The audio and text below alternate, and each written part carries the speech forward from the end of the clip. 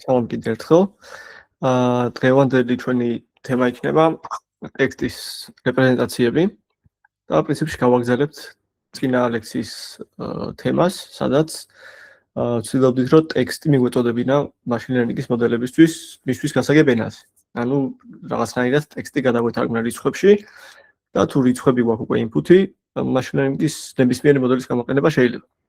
რა თქმა უნდა, სხვა მოდელები უკეთესად ან უარესად მუშაობენ ტექსტთან, როგორც თქვა, computer vision-ში კონვოლუციური ნეირონული ქსელები, ალბათ, თემა რაც ხომ გავლილი, იქიდან ან კონვოლუცია მორგებული არის, ასე ვთქვათ, რაღაც სივრცით განზომილებაზე, მეტად და ამიტომ რაღაცა მოდელები არსებობს machine learning-ის, რომელიც თქვა ტექსტთან უკეთესად მუშაობს, ზოგიერთი უარესად მუშაობს, მაგრამ პრინციპი ის არის, რომ ნებისმიერი აქამდე დასწავლილი machine learning-ის მოდელი უკვე შეგვიძლია გამოვიყენოთ ტექსტთანაც. იმიტომ რომ რაღაცა სტარტო წერტილი მაინც გვაქვს იმ გზის, რითაც შეგვიძლია ჩვენ ტექსტი გადავთარგმნოთ რიცხვებში. წინა ლექციაზე ვილაპარაკეთ უბრალოდ დათვლაზე დაფუძნებულ მიდგომაზე. და მოდი ეკრანს გავაზიარებთ და ნახოთ.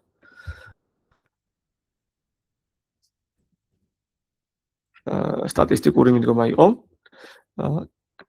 დაახლოებით ესეთი, რომ წარმოგვედგინათ ტექსტი, წარმოგვედგინა მაგალითად რაღაც ნიუსი, რისი კლასიფიკაციაც გვინდა თემის მიხედვით, წარმოგვედგინა მატრიცად, სადაც თითოეული სტრიქონი შეესაბამებოდა დოკუმენტს, ანუ ერთ სტატიას და სვეტები შეესაბამებოდა სიტყვებს, რომლებიც ამ დოკუმენტში შემხვდა. სვეტების რაოდენობა იქნებოდა ყველა ტექსტში, რის კლასიფიკაციასაც ვცდილობ, უნიკალური სიტყვების რაოდენობა, მაგალითად, სიტყვა ძაღლი შეიძლება ყოფილიყო პირველ სვეტში, კატა მეორე სვეტში. ახლა აქ ამოტრიალებული ნახაზია, მაგრამ პრინციპი იგივეა. გადაგვეუბნება რა ისე სიტყვები და თითოეული დოკუმენტის რეპრეზენტაცია იქნებოდა იმ დოკუმენტში რამდენჯერ ხდება სიტყვა. თუ თქვა ძაღლი ხდება ერთხელ, შესაბამის ადგილას დაიწერა. შესაბამისი დოკუმენტისა ძაღლის გადაყვეთაზე დაიწერებოდა ერთიანი. და იგივე ყველა სხვა სიტყვის და ყველა სხვა დოკუმენტის შემთხვევაში. და ვუყურებდი მაგ მიდგომით მე აღვიქოვდი დოკუმენტს, როგორც სიტყვების კალათას და უბრალოდ ამ დოკუმენტში რამდენი სიტყვა რამდენჯერ ხდება იმას ვუყურებდი. მაგალითად ვნახეთ, რომ ამ მიდგომით რაღაც მარტივი კლასიფიკაციის ამოხსნა, კლასიფიკაციის ამოცანის ამოხსნა შეიძლება და საკმაოდ ნორმალურ დონეს. მე მგონი 20 news groups-ზე ვნახეთ და დაახლოებით accuracy მივიღეთ, ანუ 20 სხვა კატეგორიის news-ის კლასიფიკაციისას accuracy ქონდა დაახლოებით 87 თუ სწორად მახსოვს. რაც გაცილებით უკეთესია, ვიდრე თქვა რენდომი და გაცილებით უკეთესია, ვიდრე თქვა მე თავის დროზე წარმოვედგინა ამ თვლით უბრალოდ იმით, რომ დავთვალოთ რა სიტყვებისგან შედგება დოკუმენტი, ამითი კლასიფიკაციაში შეიძლება და მოეცა.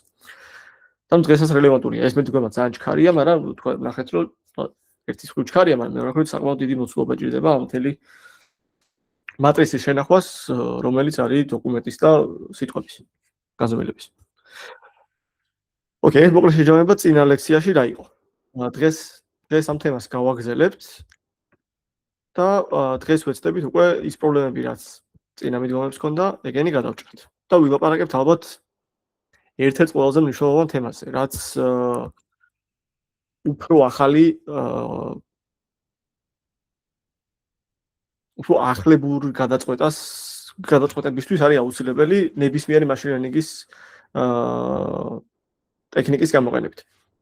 და ვილაპარაკებთ ეგეთ რაღაცაზე, რომ არა მარტო დღეს მაინც უფრო მეტად კონცენტრირდებით ტექსტის კონტექსტში, მაგრამ ზოგადად ვილაპარაკებთ. ზოგადად საერთო მექანიზმი გვექნება ნებისმიერი input-ი, ნებისმიერი მოდელობის input-ი შეგვეძლება გადავიყვანოთ გარკვეულ რეპრეზენტაციაში და ეს რეპრეზენტაცია იქნება რიცხვები, ანუ ვექტორი. და ამ შემდეგ ამ ვექტორების გამოყენებით უკვე ეს ვექტორი უნდა აღწერდეს შინაარს რა input-იც ქონდა. მაგალითად, გვინდა ტექსტი სტატია გადავიყვანოთ რაღაცა ვექტორში, გარკვეული სიგრძის, მაგალითად 100, 200 სიგრძის ვექტორში, რომელიც რაღაცნაირად აღწერს იმ სტატიას. და მსგავსი სტატიები მსგავს ვექტორებში უნდა გადავიდეს, ან სურათების შემთხვევაში მსგავსი სურათები, მაგალითად, ყველა ძაღლის სურათი უნდა გადავიდეს მსგავს ვექტორში რას ნიშნავს ეს მსგავსი ვექტორი, ამაზეც ვილაპარაკებთ. და შეგვიძლია ეს იდეა გავავრცოთ იმაზე, რომ ვთქვათ, სტატია, რომელიც არის ძაღლის შესახებ, უნდა გადავიდეს ისეთ ვექტორში, როგორშიც გადავიდოდა იგივე ძაღლის შესახებ სურათი. სურათი რომ ქონდეს იგივე ძაღლის. დღეს ახლა მაგის ტექნიკაზე არ ვილაპარაკებთ, მაგრამ იდეურად ეს რამდენად ძლიერი იდეაა თუ წარმატებით გავახორციელეთ, ამის ჩვენება მინდა. და დღეს ვილაპარაკებთ კონკრეტულად ტექსტის შესახებ. როგორ გავუკეთოთ ტექსტისთვის ეს და რამდენად უკეთესად შეგვიძლია უკვე ამ გზით შინაარსის დაჭერა ტექსტში, არა მარტო სიტყვების სტატისტიკის დაცვა. და ეს მიდგომა, რასაც დღეს ავხსნით, არის საფუძველი პრინციპში ალბათ ერთ-ერთი პირველი მოდელობა იყო ტექსტი, სადაც აი ეს მიდგომა გამოიყენეს. რომ რაღაცნაირად ტექსტის და სიტყვების რეპრეზენტაცია რიცხვებში. და შემდეგ გადავიდა სხვა მოდელობებს, როგორც არის სურათი, ვიდეო, აუდიო და ასე შემდეგ. კარგი. და როგორ გამოიყურება, ანუ რა უნდა ხდებოდეს? რის მიღწევას ვცდილობთ? საბოლოო ჯამში მინდა ეგეთი რაღაცა გავაკეთო. ტექსტის რაღაც ნიუანსებზე რო ვილაპარაკოთ. ტექსტის შინაარსი რა თქმა უნდა, თუ ისეთ ფორმატში გადავიყვანეთ ტექსტი, რომ მაგალითად ერთი ტექსტი რაღაც ერთ ფორმატში გადავა, მეორე ტექსტი სხვა ფორმატში გადავა, მე ვერ შევძლებ ამ ორი რეპრეზენტაციების შედარებას. ამიტომ საერთო ფორმატი უნდა იყოს და ეს საერთო ფორმატი რაღაც მათემატიკური რიცხვების შემთხვევაში უბრალოდ არის საერთო განზომილებები. თუ ერთგანზომილებიანია ეს რიცხვები, ანუ ერთგანზომილებიანი ვექტორი მაქვს, საერთო ფორმატი იქნებოდა უბრალოდ საერთო სიგრძის ვექტორი. მაგალითად 100 სიგრძის ვექტორი. ნებისმიერი ტექსტი მინდა დავუყენო 100 სიგრძის ვექტორში.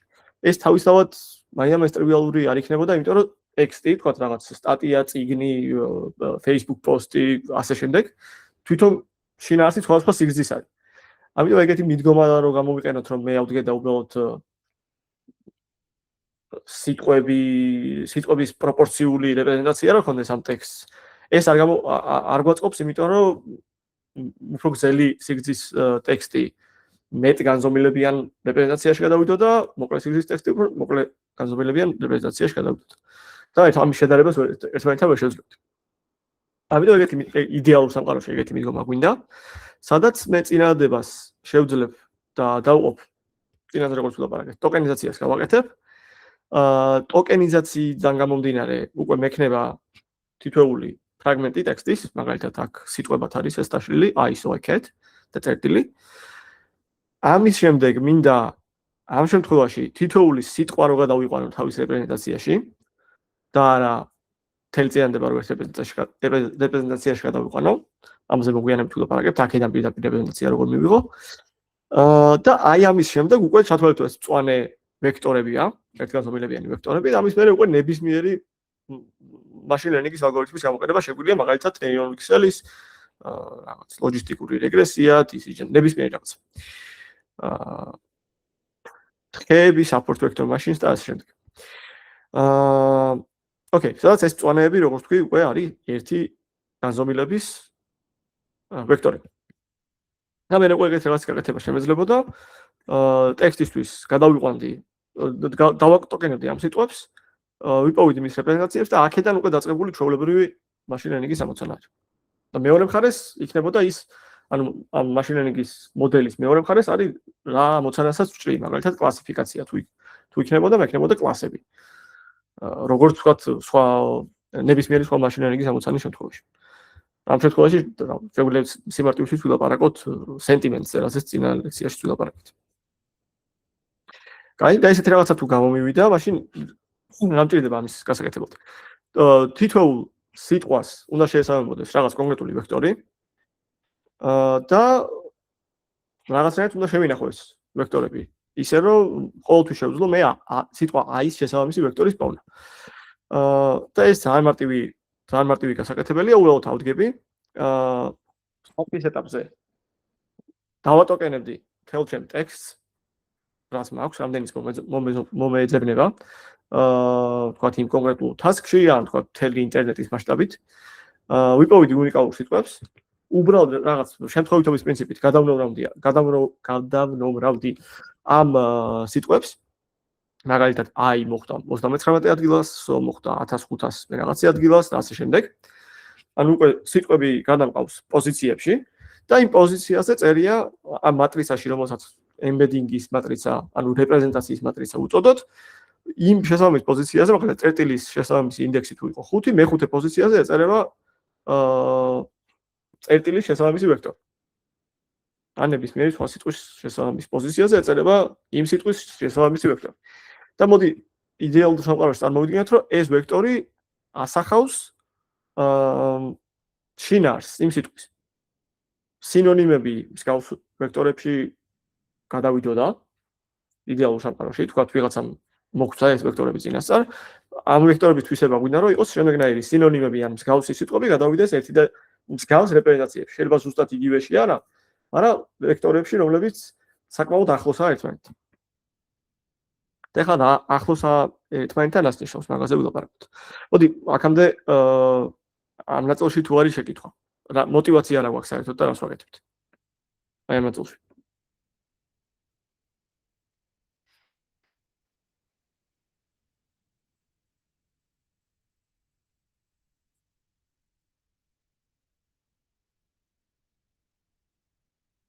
კაი, თოვშოთ რომ გასაგებია. თუ არა, კომენტარებში შეგიძლიათ მოიწეროთ და ნებისმიერ მომენტში გამაჩვენოთ.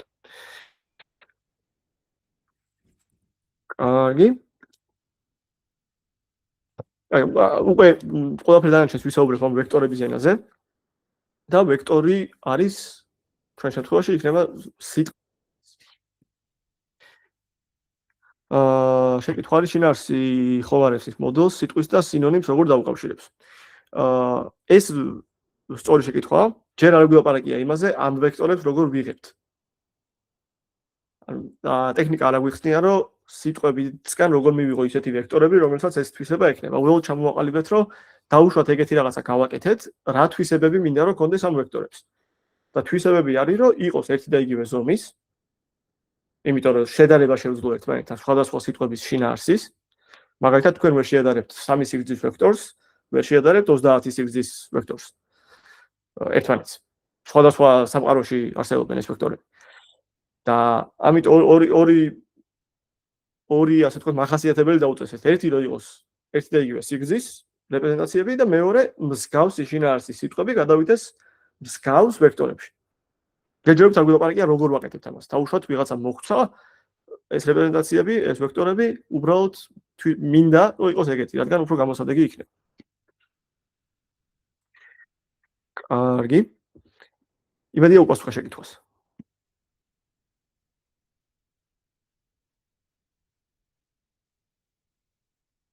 კი ბატონო. კაი, მაშინ ამ რაღაც playground-ით მაქაწყობილი. სადაც შეგვიძლია ორი ვექტორი, დავუშვათ სიტყვა A და სიტყვა B გვაქვს.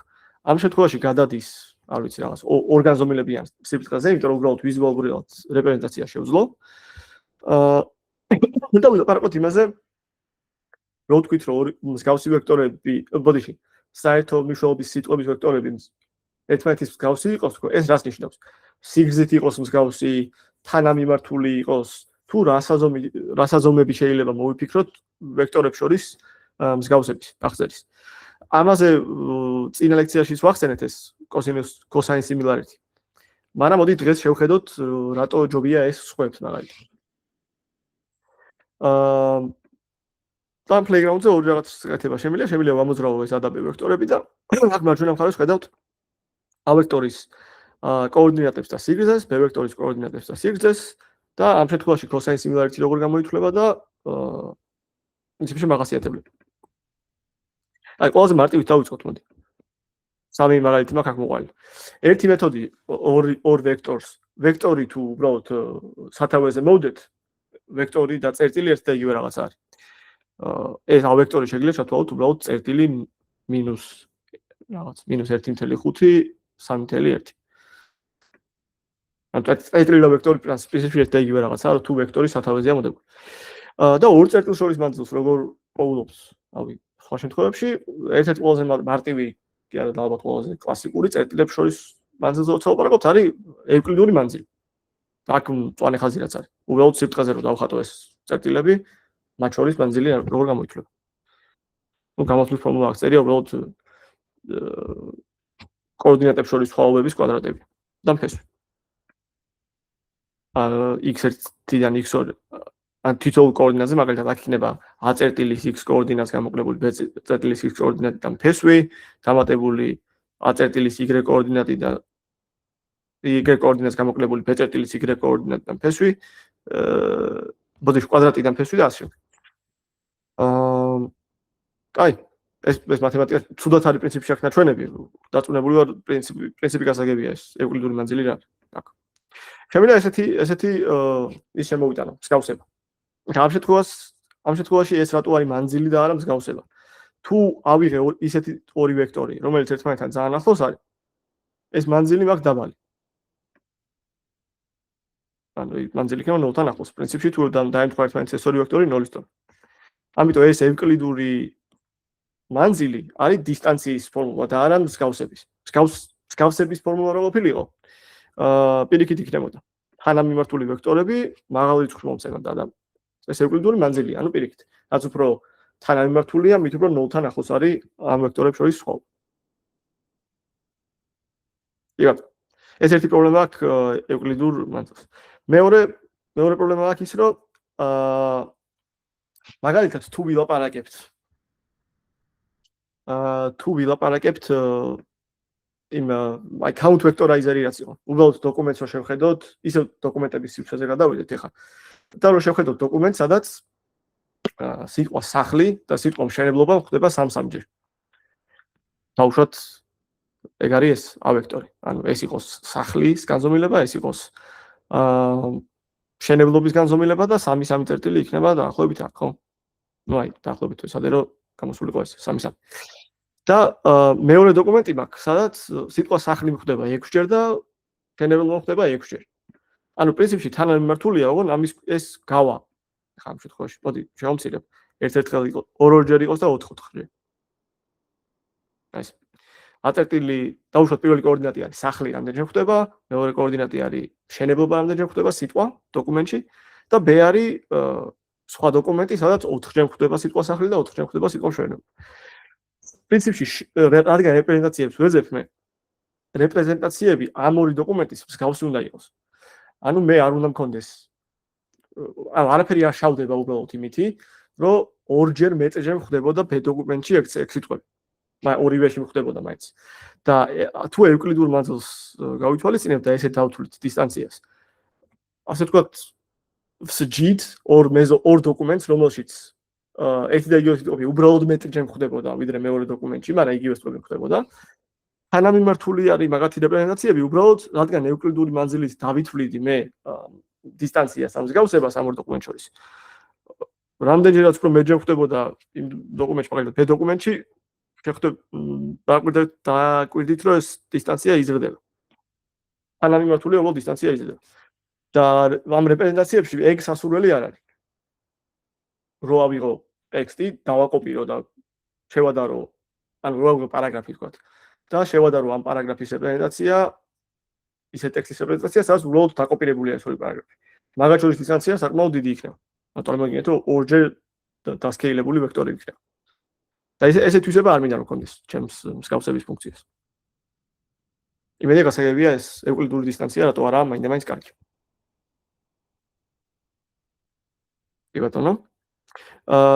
შემდეგი ვარიანტი არის ეს dot product-ი, ეს სკალარული ნამრავლი ვექტორების. სკალარული ნამრავლი არის ეს გეგმილი პრინციპში აქ ხედავთ წვანეთ გეგმილი ერთი ვექტორის მეორეს. და ამას ორი რაღაცა აქვს. თუ არ ვწდები აქ ხო, კი ბატონო, ორი ის აქვს. უბრალოდ დავიღო ერთი ვექტორი და მეორე ვექტორი დავაგეგმილო ამაზე. თუ თანამიმართულია ეს გეგმილი ზომა მეტია და თუ თანამიმართული არ არის, მაგალითად ესეთი მაგ დავუშვათ ნორმალიზების მერე ევკლიდური პრობლემა ხომ გაქრება.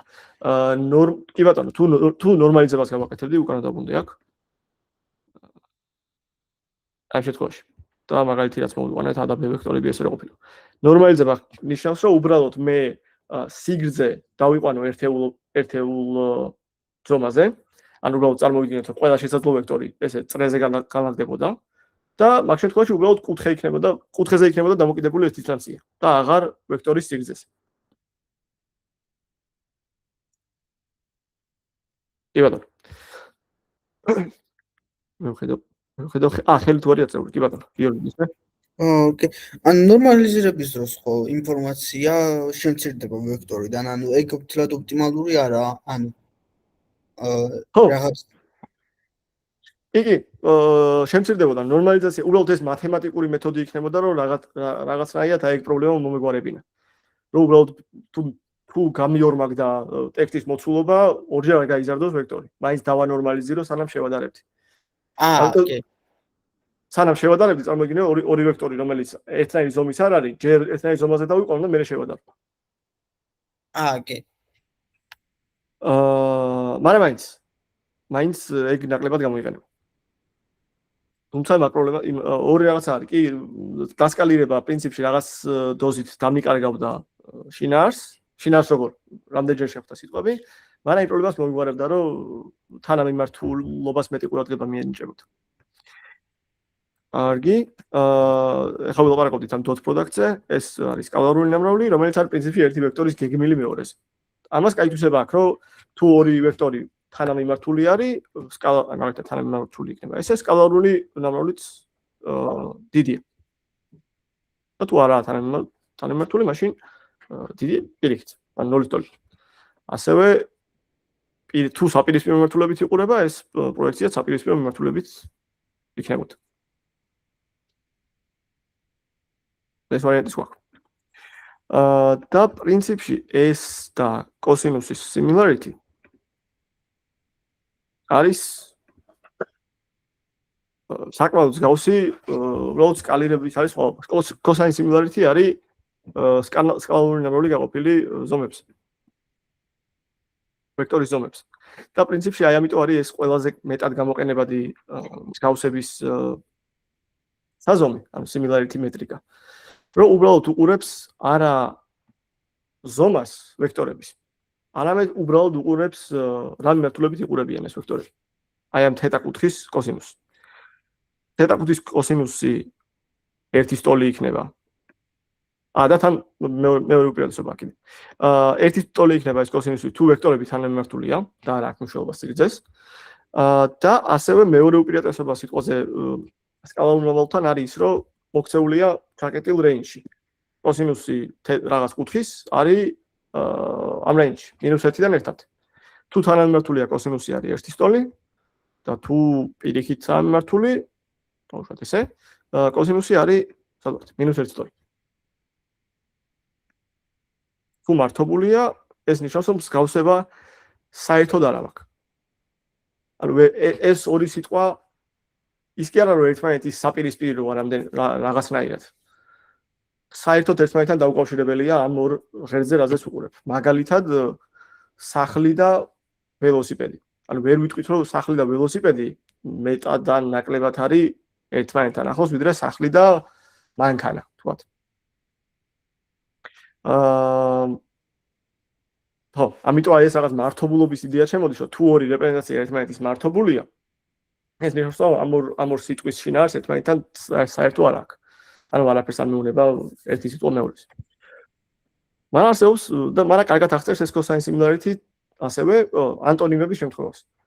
ნუ რაღაც კეთილი და ბოროტი, თქვათ, იქნება ეს წესით უნდა იყოს საპირისპიროდ მიმართული. ან კეთილი სიტყვის რეპრეზენტაციის და ბოროტი სიტყვის რეპრეზენტაციას შორის კოსინუსის დისტანცია უნდა იყოს საკმაოდ ახლოს -1.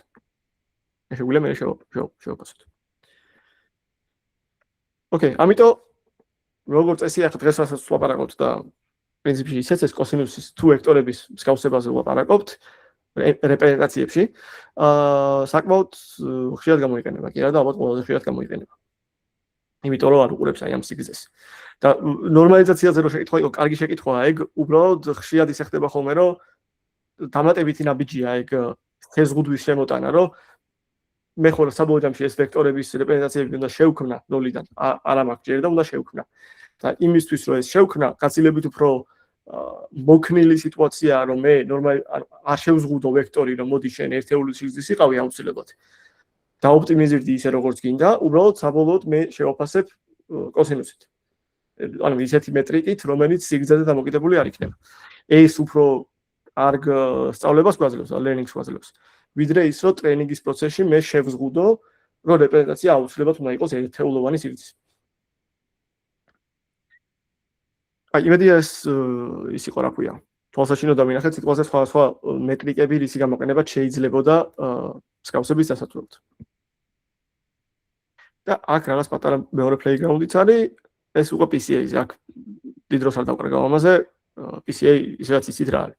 რო ავიღოთ თქვა ორიგინალი კლასტერები, რომელიც თქვა 10 განზომილებაშია, PCA შეგვიძლია დავიყვანოთ 2 განზომილებამდე და ნაჩვენებია უბრალოდ ის, რომ ვექტორებს შორის PCA სტრუქტურას ინარჩუნებს. მეტი არაფერი არ აქვს ნაჩვენები.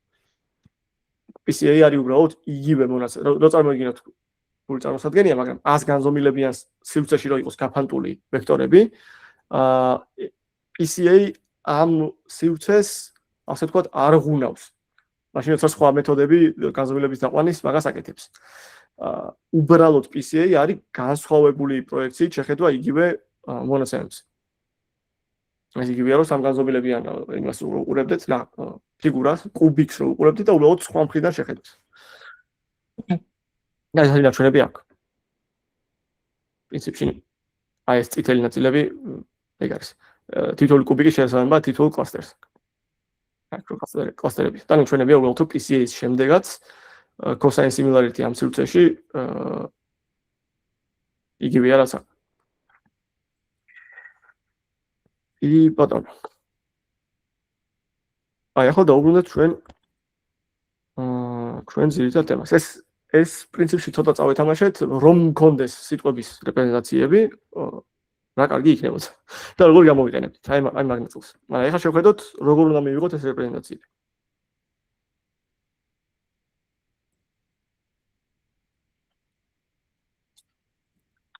კამი. კი ბატონო. აი, ამ ნაწილს რომ დავუბრუნდეთ, ეს მეპინგი სიტყვიდან ამ embedding matricაზე მეორე გასაგებია უბრალოდ რაღაც ერთ-ერთი ასახვა არის სიტყვის და ნომრის, იმ ნომერზე წერია შესაბამისი ვექტორი და უშუალოდ სიმარტივისთვის ვილაპარაკოთ 100 განზომილებიანი ვექტორია თითოეული რეპრეზენტაცია. მაგრამ ისევ მეგონი წინა ლექციაში ვახსენეთ, რომ აი ეს პრობლემა რომ რაღაცა სიტყვები თქვათ რა დატაზეს ვატრენინგებდი ამ ვექტორებს იქ არ შემხვდა და რა დატაზეც ვიყენებ იქ შემხვდა. ესეთ რაღაცა საკმაოდ ხშირად შეიძლება მოხდეს, იმიტომ რომ სატრენინგო დატასეტში არ მქონდეს რაღაც კერძო სახელი, მაგალითად კომპანია მაშინ არ არსებობდა რაღაც კომპანია და მერე შეიქმნა. სავარაუდოდ იმ კომპანიის დასახელების ვექტორი არ მექნება. ამიტომ აუცილებლად მომიწევს ზოგიერთი სიტყვის გადაყვანა რაღაც unknown token-ში. ეს unknown token-ის რეპრეზენტაცია შეიძლება ჩათვალოთ, რომ არის ნულოვანი რეპრეზენტაცია. არაფერს არ მეუბნება ამ სიტყვას. ამ მატრიცის შექმნა ხდება ტრენინგის დროს. ეს არის შინაარსობრივად ნიშნავს, რომ მე დავატრენინგე ვექტორები, სიტყვების word ან სიტყვის embedding-ები და მე უკვე ეს მატრიცა როგორ უნდა გამოვიყენო. მაგალითად კლასიფიკაციის task-ში ავდგები დავატოკენებ ტექსტს, მაგალითად დავატოკენებდი მინდა კლასიფიკაცია ისევ news-ების, დავატოკენებ ამ news-ებს, რომელი ტოკენების პოვნაც შემეძლება ამ embedding მატრიცაში. მაგ ტოკენებს ჩავანაცვლებ შესაბამისი რეპრეზენტაციის ვექტორით, ანუ იმ 100 განზომილებიანი ვექტორით, აქ თუ განზომილება 100 იყო და რომლებიც არ მოხდა, არ არის ამ embedding მატრიცაში, იმიტომ რომ ეს embedding მატრიცა როცა შეიქმნა იმ დატაში x სიტყვა არ ხდებოდა, მაგებს ვერაფერსაც ვერ ვუზავ. უნდა წავშალო დატიდან. არ უნდა წავშალო, ან გადავიყვანო რაღაც ნულოვანი რეპრეზენტაციის ვექტორში. ეს დაიმახსოვროთ, რომ ეს პრობლემა ისე რჩება. კი ბატონო. მეგონი კითხვა არის და გისმენთ. ანუ ფაქტურად ამ ტოკენ თითო ვექტორებად რომ გარდავქმნით სიტყვებს, თავიდან პირდაპირ რომ აი ერთებიდან ნულები უნდა გვეწერა, აი ქვემოთ რომ dog cat table მაგალითში. ხო, კი. ანუ ეგ არის ფაქტურად n კვადრატი, ანუ n-ი არის სადაც vocabulary-ის ზომა, ანუ ნელი არის ერთი სიტყვით. ანუ თვითონ და ანუ ჩვენ მაგას გადავიყვან, ეგ გადაგვაქვს n-ი გამრავლებული embedding-ის ზომაში. კი, იმის მაგირობს რომ ქონოდა ამის განზომილება დოკუმენტების რაოდენობა, უნიკალური სიტყვების რაოდენობაზე. ახლა გვაქვს უნიკალური სიტყვების რაოდენობა და embedding-ის რაოდენობა. embedding-ის ზომა, ბოდიში. ან დოკუმენტების რაოდენობაზე აღარ ავიმული. ეს სტატიკურია. და რომელი უფრო ჯობია? აი მაგალითად embedding-ის, ანუ აი მაგალითად 32 ან პირობითად ვიძახი ამ რიცხვებს. 32 მაგალითად 32 ბიტიანი float-ი ქონდეს embedding-ის dimension-ში. თუ აი მაგალითად 32/32 ბულიანი ქონდეს. გავიგე რასაც კითხულობ. აი შეკითხვა პრინციპში. ეგ სხვაობა ზუსტად ამათ შორის. ეს არის sparse რეპრეზენტაცია, sparse ნიშნავს მეჩხერი. ან განზომილება სიტყვაზე არის 10000, იმიტომ რომ 10000 უნიკალური სიტყვა არის. და იქიდან შეიძლება 5 ცალი იყოს, ან 5 როგორ, რაღაც 10 უნიკალური სიტყვა ხდებოდეს წინადადებაში. ეგ იქნებოდა ეს ვარიანტი. და ეს ვარიანტი არის dense, ანუ რაღაც მჭიდრო რეპრეზენტაცია, სადაც სიტყვის შესაბამის ვექტორს საკმაოდ ბევრი არანულოვანი რიცხვი ექნება. და რა თქმა უნდა ჯობია ეს dense რეპრეზენტაცია, უბრალოდ იმიტომ ჯობია, რომ პროცენტულად მეტი ნაწილი მეხსიერებაში თუ ვინახავ 10000 ზომის ვექტორს, რაც ამ შემთხვევაში იქნებოდა. და უბრალოდ იქიდან 1% არის სავსე არანულოვანი. მაგას ჯობია რომ ვინახავდე 100 განზომილების ვექტორს და ყველა არანულოვანი რიცხვის იყოს.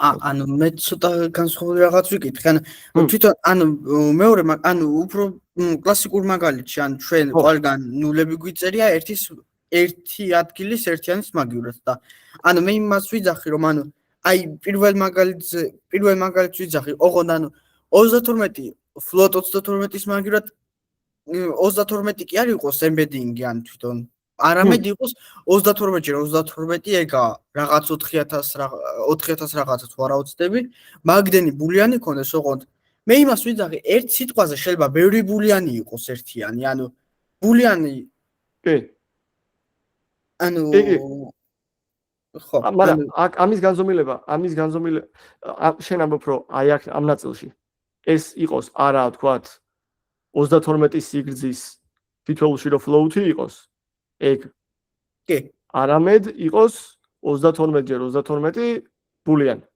კი, ანუ იგივე მეხსიერება იქნებოდა, მაგრამ ანუ უფრო მეტი თემის, ანუ უფრო მეტი subject-ის ან რაღაც დამახსოვრება შეიძლება მოდის, ოღონდ ან იქნებოდა 0 ან 1-იანი თითოეული თემა ან subject-ი. ესე რომ შეხედოთ თითოეული 32 ბიტი აღწერს ერთ რიცხვს, ხო? რა float 32 შემთხვევაში. და ეგ იგივეა, რაც 32 ბულიანი რომ კონდეს. უბრალოდ განსხვავებული ანუ კონცეფცია განსხვავებულია. ის ერთ რიცხვს აღწერს და ეს 32/01-ს აღწერს. და მათემატიკურად ეგ პრინციპში ერთი და იგივე რაღაცა არის. უბრალოდ ბულიანი მეხსიერებაში როგორც ინახება, ბულიანისთვის რაღაც 8 ბიტი არის. და არა, 1 ბიტად არ ინახება ბულიანი. ინახება 8 ბიტად. მიუხედავად იმისა, რომ მნიშვნელობა 0-ია აქ 1. 0-იან 1 აქ. ამიტომ რაღაც ფული გამოყენება იქნებოდა მეხსიერების. არა, ანუ მე ანუ როდესაც მასივად ინახავ, თითოეული ბიტი 1 ბიტი იტევს მაინ, ანუ ხმარობს მაგრამ ხო, ანუ მე ხო, კი, მივხვდი, ანუ ბულიანი არ უნდა მეთქვა, დავწერე პირველი კითხვაში, უფრო უკეთესი იქნებოდა მეთქვა float 32 წალი float 32 და 32/4 float 8 მაგალითად, აი ეგ მაგორ შორის შედება. გასაგები, გავიგე რა ვსაუბრობ. ანუ მეტი განზომილება მისცე ნაკლები სიზუსტით. კი, აი მაგას. განზომილება მეტი სიზუსტით. ოკეი, გავიგე. გავიგე. სიმართლე გითხრა, ამაზე პასუხი ესე პირდაპირ არ მაქვს. ალბათ აღწერის თვალსაზრისით ალბათ task-იდან გამომდინარე, ანუ რაც უფრო მეტ განზომილებაში ადიხარ, უფრო და უფრო მეტი მიმართულება გაქვს, სადაც ერთმანეთს დააშორებს იწვევს. ხო? ამიტომ როგორც წესი embedding-ების შემთხვევაში ნაკლები პრობლემა არის ხოლმე სიზუსტე. და მეტი პრობლემა არის განზომილება. შენ წინასწარ იფიქრებ, რომ მოდი მე 100 განზომილება მყოფნის იმისთვის, რომ ამ სიტყვების შინაარსები აღწერო 100 სხვა ღერძის მიმართ. და სიზუსტეს ნაკლებად უყურებ ხოლმე იქ, 8 ბიტი იქნება, 16 იქნება თუ 32 იქნება, მაგას დიდი მნიშვნელობა არ აქვს. თუმცა რო გითხრა რომ პასუხი მაგ პირდაპირ თქვა შედარება ვიცოდე, რა ჯობია ორჯერ მეტი precision-ი და ორჯერ ნაკლები განზომილება თუ პირიქით, ეგეც პასუხი არ მაქვს. აი ეგ ხო, კარგით. ოკეი.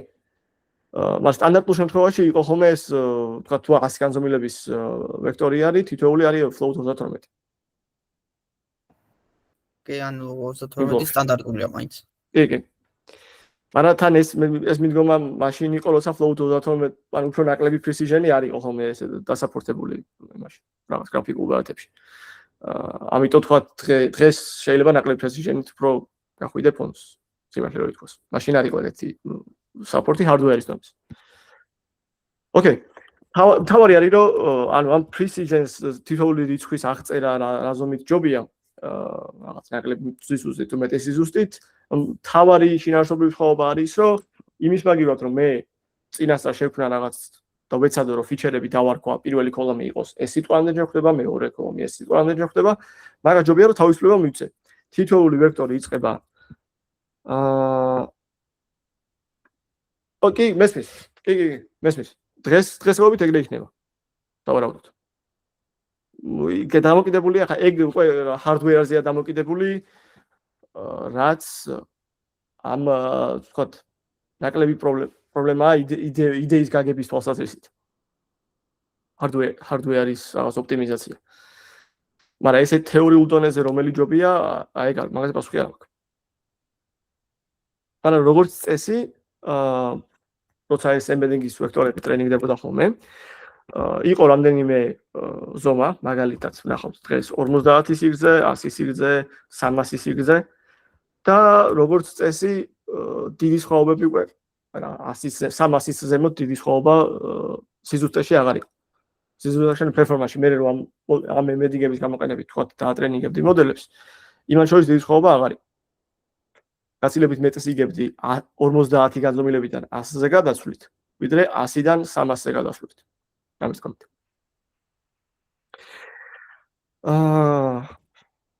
კაი. ეს იყო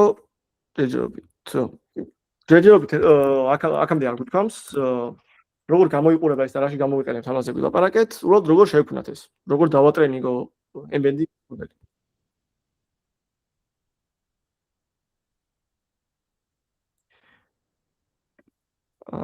თითამი კითხვა არის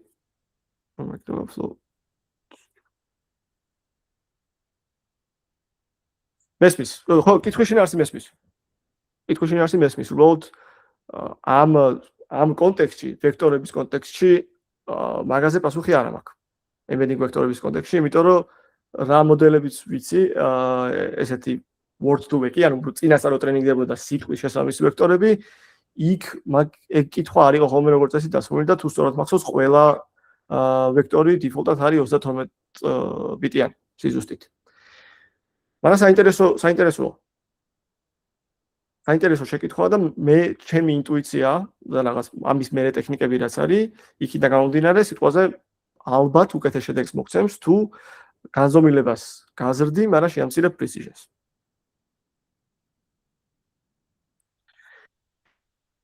მაგრამ ეგ უკვე ამ დასკვნას იქიდან ვაკეთებ მე რაც თქვა ტრანსფორმერების შემთხვევაში როგორ ხდება.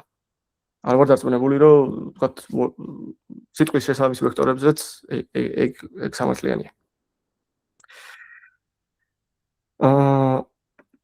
ოკეი. აი, ახლა როგორ შევქმნათ ეს ვექტორები?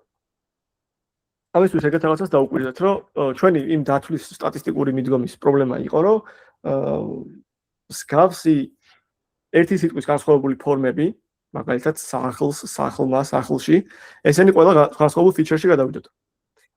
და რაღაცნაირად მინდა ეგ პრობლემა მოვუყარო ერთი, ამის მოგვარების მეთოდზე თქვით წინაზე რომ შეგვიძლია სტემინგი გავაკეთოთ ან ლემატიზაცია, სადაც ფუძის ფორმაზე დავდივართ.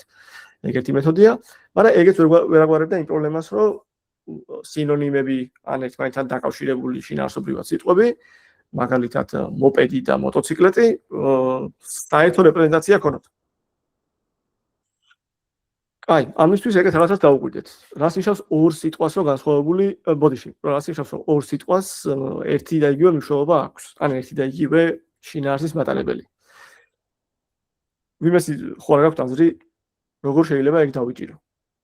ან რაღაცნაირად ჩამოვყალიბო, რომ როგორ მივხვდე მე ხო, ერთ კონტექსტში ვიყენებთ ამ სიტყვებს. და რას ნიშნავს ერთ კონტექსტში ვიყენებთ? კიდევ უფრო დავუწუვდით.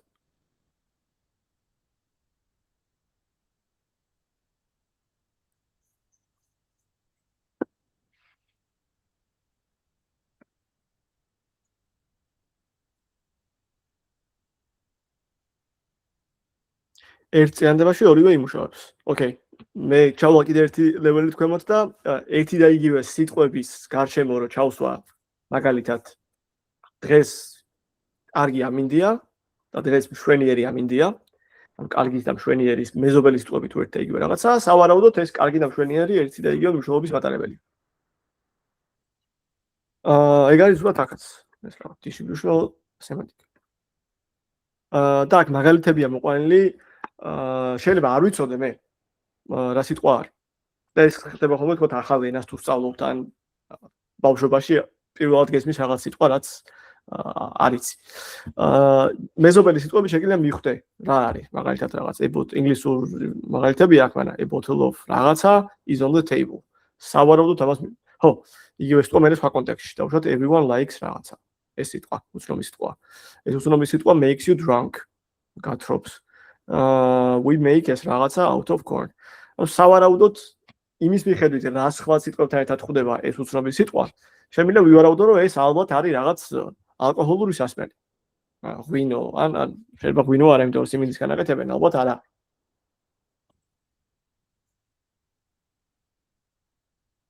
kind of კი ბატონო, რაღაც სიმინდისგან აკეთებული ალკოჰოლური სასმელი იქნებოდა და ამას მივხვდი არა იმითი რომ აქ ასო ტ ეს გ და რაღაც უცნაური ასოები რამეთი გავს ალკოჰოლური სასმელის მახასიათებელ ასოებს.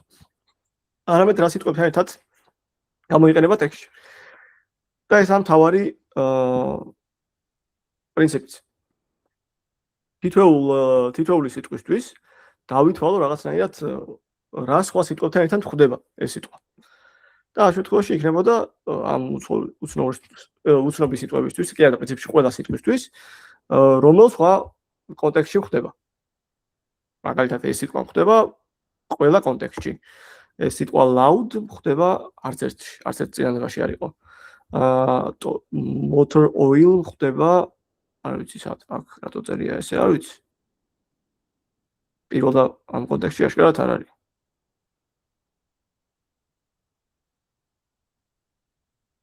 ანუ სავარაუდოდ ამაში ჩაჯდებოდაო, მეუბნებიან. პირველ წინადადებაში ეს ჩაჯდებოდაო და ლოგიკური იქნებოდაო.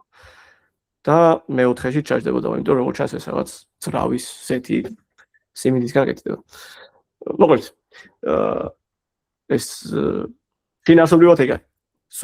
სხვა სიტყვები, რომლებიც ამას ჩაჯდებოდა, ეგეთი გაგება არის. და რომელიც ყველაზე მეტად რომელი სხვა სიტყვაც ჩაჯდებოდა ყველაზე მეტ კონტექსტში და აზრიანი ზიანდება იქნებოდა, ისინი ამოვარჩიო. ეს სიტყვა მქონდა რეალურად მოცემული და ამასთან ყველაზე ახლოს, ან ყველაზე მეტი ამისნაირი რეპრეზენტაცია აქვს სიტყვა wines ჩამოთვლილთან შორის. მაგრამ ხო ალბათ wine მეოთხეში ნაკლებად სავარაუდოა კი ბატონო. ამაზე უფრო ზუსტი იქნებოდა რაღაც არაყის მსგავსებული. არ ვიცი არაყი კეთდება თუ არა სიმინდისგან, მაგრამ რადგანაც მგონია რომ ღვინო ნამდვილად არ კეთდება. კაი, ეს არის პრინციპში შინაარსი, რომ მსგავსი მნიშვნელობის სიტყვები ხდება მსგავს კონტექსტებში. და ეს გამოვიყენო სატრენინგოდ. ეს გადავახტეთ, მოდი ამას და პირდაპირ გადავიდეთ ალგორითმს, რომელიც ამას აკეთებს. ამ ალგორითმს ქვია word to vec-ი. შეიძლება შევხვდეთ ეს word to vec-ი ზოგად ტერმინადაც, რომ სიტყვები გადავიყვანო ვექტორებში. მაგრამ ამ შემთხვევაში კონკრეტულ ალგორითმს ქვია. და ეს word to vec-ი რას აკეთებს? რომ სიტყვის რეპრეზენტაციებს ასახავს კონტექსტიდან გამომდინარე. პირდაპირ ესე იკრიბეს. ალგორითმი არის შემდეგნაირი. წარმოვიდგინო, რომ რა დატაზეს ვატრენინგებ. ეს არის უკვე ის ნაბიჯი, სადაც მე ვცდილობ შევქმნა წინასწარ, სანამ გამოვიყენებ ამას რაღაც task-ში, აი ეს მატრიცა. სიტყვის გადათარგმნა მის რეპრეზენტაციაში.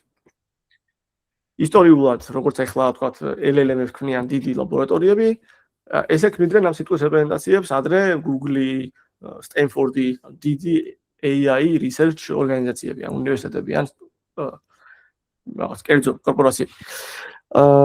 როგორც ახლა არის ვთქვათ LLM-ების შემთხვევაში. კარგი. და იმის word to vec-ის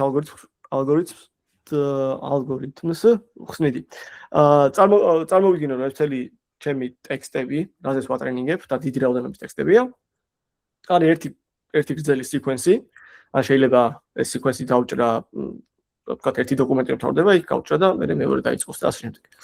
მაგრამ პრინციპი იგივეა. თითოეული ტექსტის შემთხვევაში ვაკეთებ შემდეგნაირ რაღაცას. ვუყურებ ცენტრალურ სიტყვას და ცენტრალური სიტყვის მიხედვით ვცდილობ გამოვიცნო კონტექსტის სიტყვები. ამ პირიქით კონტექსტის სიტყვებს შევხედავ და ვცდილობ გამოვიცნო ცენტრალური სიტყვა. მათემატიკურად თუ წარმოვიდგენთ, ეს თუ გადავნომროთ, ეს არის ცენტრალური სიტყვა. კონტექსტის სიტყვები არის წინასწარ დაფიქსირებული, ვთქვათ, ვიძახი რომ შევხედავ ორით წინა სიტყვები რაც არის და ორით შემდეგი სიტყვები რაც არის. იმის იქით არ შევხედავ. ანუ კონტექსტი რო დავიჭირო. ძალიან გრძელი თუ ავიღე ეს კონტექსტი, ძალიან ბევრი სიტყვა მოხდება და ნაკლებად ზუსტ რეპრეზენტაციას მივიღებ. მაგრამ თუ ძალიან მოკლე ავიღე ეს კონტექსტი, მაშინ უბრალოდ მეზობელ სიტყვებს შევხედავ და რაღაც კარგი სახლი, დიდი სახლი, ეს რაღაცებს დავიჭერ და ვთქვათ, ვერ დავიჭერ ორი სიტყვის იქით რომ რაღაც შინაარსი მოდის. რომ სახლი იმასთან ახლო მნიშვნელობის არის. ოკეი, წინასწარ ვაფიქსირებ ამ კონტექსტის ზომას და ვაკეთებ ეგეთ რაღაცას. ცენტრალური სიტყვა მაქვს დაფიქსირებული, ცენტრალური სიტყვის მიხედვით ამ სტეპზე ვითვლი კონტექსტის სიტყვების მოსვლის ალბათობას. აი ეს ალბათობები წერია აქ. ალბათობა რომ კონკრეტულად ეს სიტყვა მოვიდა იმ პირობით, რომ ცენტრალური სიტყვა იყო ეს. იგივე T-1-ზე, T+1-ზე, T+2-ზე. და ესე გადავატარებ, ასე ვთქვათ, მთელ ჩემ ტექსტს. ეს სლაიდი Windows-ავით. და ლოსი რა არის? ლოსი არის შემდეგნაირი რაღაცა. მე მინდა რომ სტეპები და ტოკენები არის ერთიდან ტემდე. მე მინდა რომ ეს კონტექსტის სიტყვები იმ რა კონტექსტშიც ეს სიტყვა შემხვდა, მაგის მოსვლის ალბათობა იყოს მაქსიმალური. ანუ ამ შემთხვევაში სიტყვა ცენტრალური სიტყვის ის პირობით, ამის ალბათობა იყოს მაქსიმალური, playing მაქსიმალური და ასე შემდეგ. ანუ მწვანე სიტყვის პირობით ნაცისფერი სიტყვების ალბათობები მინდა რომ იყოს მაქსიმალური. თუ ეს ყველაფერი ერთად უნდა მოხდეს, არის ამ 4-ვე ალბათობის ნამრავლი და აი ამ ნაწილს რო შეხედოთ, აი ამას. ეს დიდი პეხო ნამრავლი არის. კონტექსტის ზომა რაც ხონდა დაფიქსირებული. ამ კონტექსტში რა ტოკენებიც ხდება, რა სიტყვებიც ხდება, ყველა სიტყვას რო გადავუყვე და ყველა ალბათობის ნამრავლი, აი ეს ნაწილი. და კიდევ ერთხელ გადამრავლებულია ამ ტესტვადზე, იმიტომ რომ თუ ვაშუქოთ, ამას ვაკეთებ თითოეული სიტყვისთვის, თითოეული ტოკენისთვის. ეს არის likelihood-ი. ანუ ყველა ცენტრალური სიტყვის პირობით კონტექსტის სიტყვები რომ მოდიოდეს, მაგის მაქსიმიზაციას ვცდილობ. ეს ყველაფერი თუ ერთად ხდება, ესე იგი ნამრავლია. მაგრამ ამაზე ვისაუბრეთ თუ გახსოვთ ოპტიმიზაციის ზაზე ვლაპარაკობდით.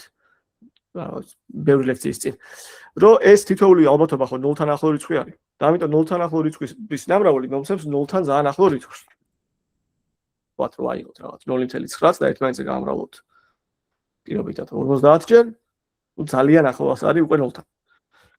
არ მინდა რომ მოგატყუოთ. ავიღოთ 0.9 და ავიღოთ 30 ხარისხში. ყოფილა 0.04. 100 რიცხვი რომ ავიღოთ უკვე 0.00 4 ნოლიანი აქ და შემდეგ 2. რა თქმა უნდა, ძალიან ბევრი სიტყვა მაქვს მე ამ კორპუსში, რა ვიცი, მილიონობით სიტყვა. და მილიონჯერ 0-თან ახლო 0-დან 1-მდე რიცხვი ერთმანეთს თავის თავზე გადავამრავლოთ, ასე ვთქვათ, ან ერთმანეთს გადავამრავლოთ, უეჭველი ძალიან პატარა რიცხვი არის. ამიტომ კეთდება როგორც ლოსის შემთხვევაში ლოგარითმს მოვდოთ უბრალოდ ამას. likelihood-დან გადავდივართ loss-ზე. Loss-ი რომ მოვდოთ ამ ფორმულას, აი ამას. ეს ნაწილი გავაგარეთ. აი აქ. და ნამრავლები გადაიქცევა ჯამად. ბოდიში, ეს გარეთ გამოსვლის ნაწილი არის უბრალოდ გასაშვალოება, მეტი არაფერი, ბოდიში. აი ეს ნამრავლები ბოდიში გადაიქცევა ჯამად, იმიტომ რომ ლოგარითმების შიგნით რომ ნამრავლი მაქვს, ის გარეთ გამოდის ლოგარითმების ჯამად. გიორგი, ისმენ? ანუ აქ პირდაპირ ის რომ პირდაპირ ნამრავლები რომ გავუკეთებინა, რომ პრობლემა იქნებოდა? აქ ხოზემოთ რა წერია? კი. ერთადერთი შინაარსობრივად ამის მაქსიმიზაცია და ამის მინიმიზაცია მათემატიკურად ერთ და იგივე რაღაცა არის. სხვაობა უბრალოდ ის არის, რომ აქ 0-თან ახლო რიცხვების ნამრავლი მაქვს. და წეგანო precision-ზე ვლაპარაკობდით, კომპიუტერში სიზუსტე არ ყოფნის, რომ 0-თან ეგრე ახლო რიცხვები აღწერო. კი. თორე მათემატიკურად ერთი და ამის მაქსიმიზაცია და ამის მინიმიზაცია არის იდენტური რაღაცა. კი. ოკეი. ყოველთვის loss როცა ვაყალიბებთ ხოლმე, მინდა რომ ჯამი იყოს რაღაცეების და არა ნამრავლი. კარგი. დამჭა შეგინით აქ ეს ლოგარითმი და ერთადერთი პრობლემა რომ აი ეს როგორ დავითვალო. ცენტრალური სიტყვის პირობით კონტექსტის სიტყვის მოსვლა. და ამაზე ვილაპარაკეთ ჩვენ. ეს არის ზუსტად ის similarity, რაც გვჭირდება. ამ შემთხვევაში ეს similarity არის ორი ვექტორი რომ აქვს მოცემული. ცენტრალური სიტყვა და კონტექსტის სიტყვა. ამ შემთხვევაში გაყოფილი არის ეს ვექტორები. ანუ სიტყვა cats გააჩნია ორი ვექტორი. ერთი ვექტორი, რომელსაც გამოვიყენებ კონტექსტის სიტყვა როცა არის მაგ შემთხვევაში და მეორე როცა ეს ნაცისპირია კონტექსტის სიტყვა. მეორე როცა ცენტრალური სიტყვა არის. ეს ალბათობა ითვლება ამ ორი ბოდიში. ცენტრალური სიტყვის ცენტრალურ ვექტორს ვიღებ, კონტექსტის სიტყვის კონტექსტის ვექტორს ვიღებ. მაგათი ამ შემთხვევაში სკალარული ნამრავლია. ის გავსება რომ დავიჭიროთ და უბრალოდ მაგის ის არის, რა ქვია, softmax. აი აქ. ანუ მე მინდა რომ ამ ეს ორი ვექტორები ერთმანეთის მაგათი სკალარული ნამრავლი მაქსიმალური იყოს, როცა იმ კონკრეტული სიტყვებისთვის, რომელიც შევხვდა, WT და WS + G-რას არის აქ და ყველა სხვა შემთხვევაში, სხვა სიტყვების შემთხვევაში იყოს დაბალი. ეს უბრალოდ softmax-ია. ეს WC ყველაზე მეტად გავდეს ამ ბოდიში VC რეალური რაც არის მაგას და ნაკლებად გავდეს დანარჩენებს. ეს ერთი სტოლი იქნება მაგ შემთხვევაში თუ ეს კონკრეტული WT და WT + G რაც არის ეგ მართლა ძალიან მაღალ იმას მაძლევს dot products და დანარჩენ სიტყვებთან დანარჩენ კონტექსტის სიტყვებთან ნულს მაძლევდა. კი ბატონო, ისმენ. აქ ჩვენ გავკვეთილის დასაწყისში ვილაპარაკეთ რომ კოსინუსებით რომ შევადაროთ უკეთესი არ იქნებოდა? კოსინუსებით შედარება შეგვიძლია აქ. კი. იგივე იქნებოდა პრინციპში. და ანუ თუ ჩვენ ამაზე დავათრინებთ, მაშინ ანუ evaluation-ზეც ეს უნდა გამოვიყენოთ. არა. თუ არ ვწდები აქ რომ გამოიყენო dot product და კოსინუსი, ერთად სხვაობა არის არ მინდა რომ მოვიტყუო, მაგრამ სხვაობა უნდა იყოს უბრალოდ სკალარი, ისა, scale რაღაცაზე მრავლდება, კონსტანტაზე მრავლდება. შეგვიძლია მაგას შევხედოთ. და უბრალოდ კოსინუსის გამოთვლა დამატებითი ოპერაცია იქნებოდა იმ რაღაც სკალარზე გაყოფა და გამრავლება იქნებოდა. და ამ შემთხვევაში მათემატიკურადაც უბრალოდ რა მნიშვნელობა იკვეცება მაინც. ეგ რაღაც კონსტანტა. ანუ მივხვდი კი. ანუ ესე იგი ანუ აქ კოსინუსებს იმიტომ არ ვიყენებთ რომ სკეილინგზე შეგვექნება პრობლემები და მაგიტომ dot products მაგიტო ვიყენებთ. პრობლემები კი არ შეგვექნებოდა, უბრალოდ მათემატიკურად კოსინუსის დისტანცია და კოსინუს similarity და dot product-ი განსხვავდება უბრალოდ scaling ფაქტორით, რაღაც კონსტანტად. და უბრალოდ დამატებითი ოპერაცია იქნებოდა. არ გვჭირდება, იმიტომ რომ კარგად ისედაც საკმარისად აღწერს. იმას რა ქვია.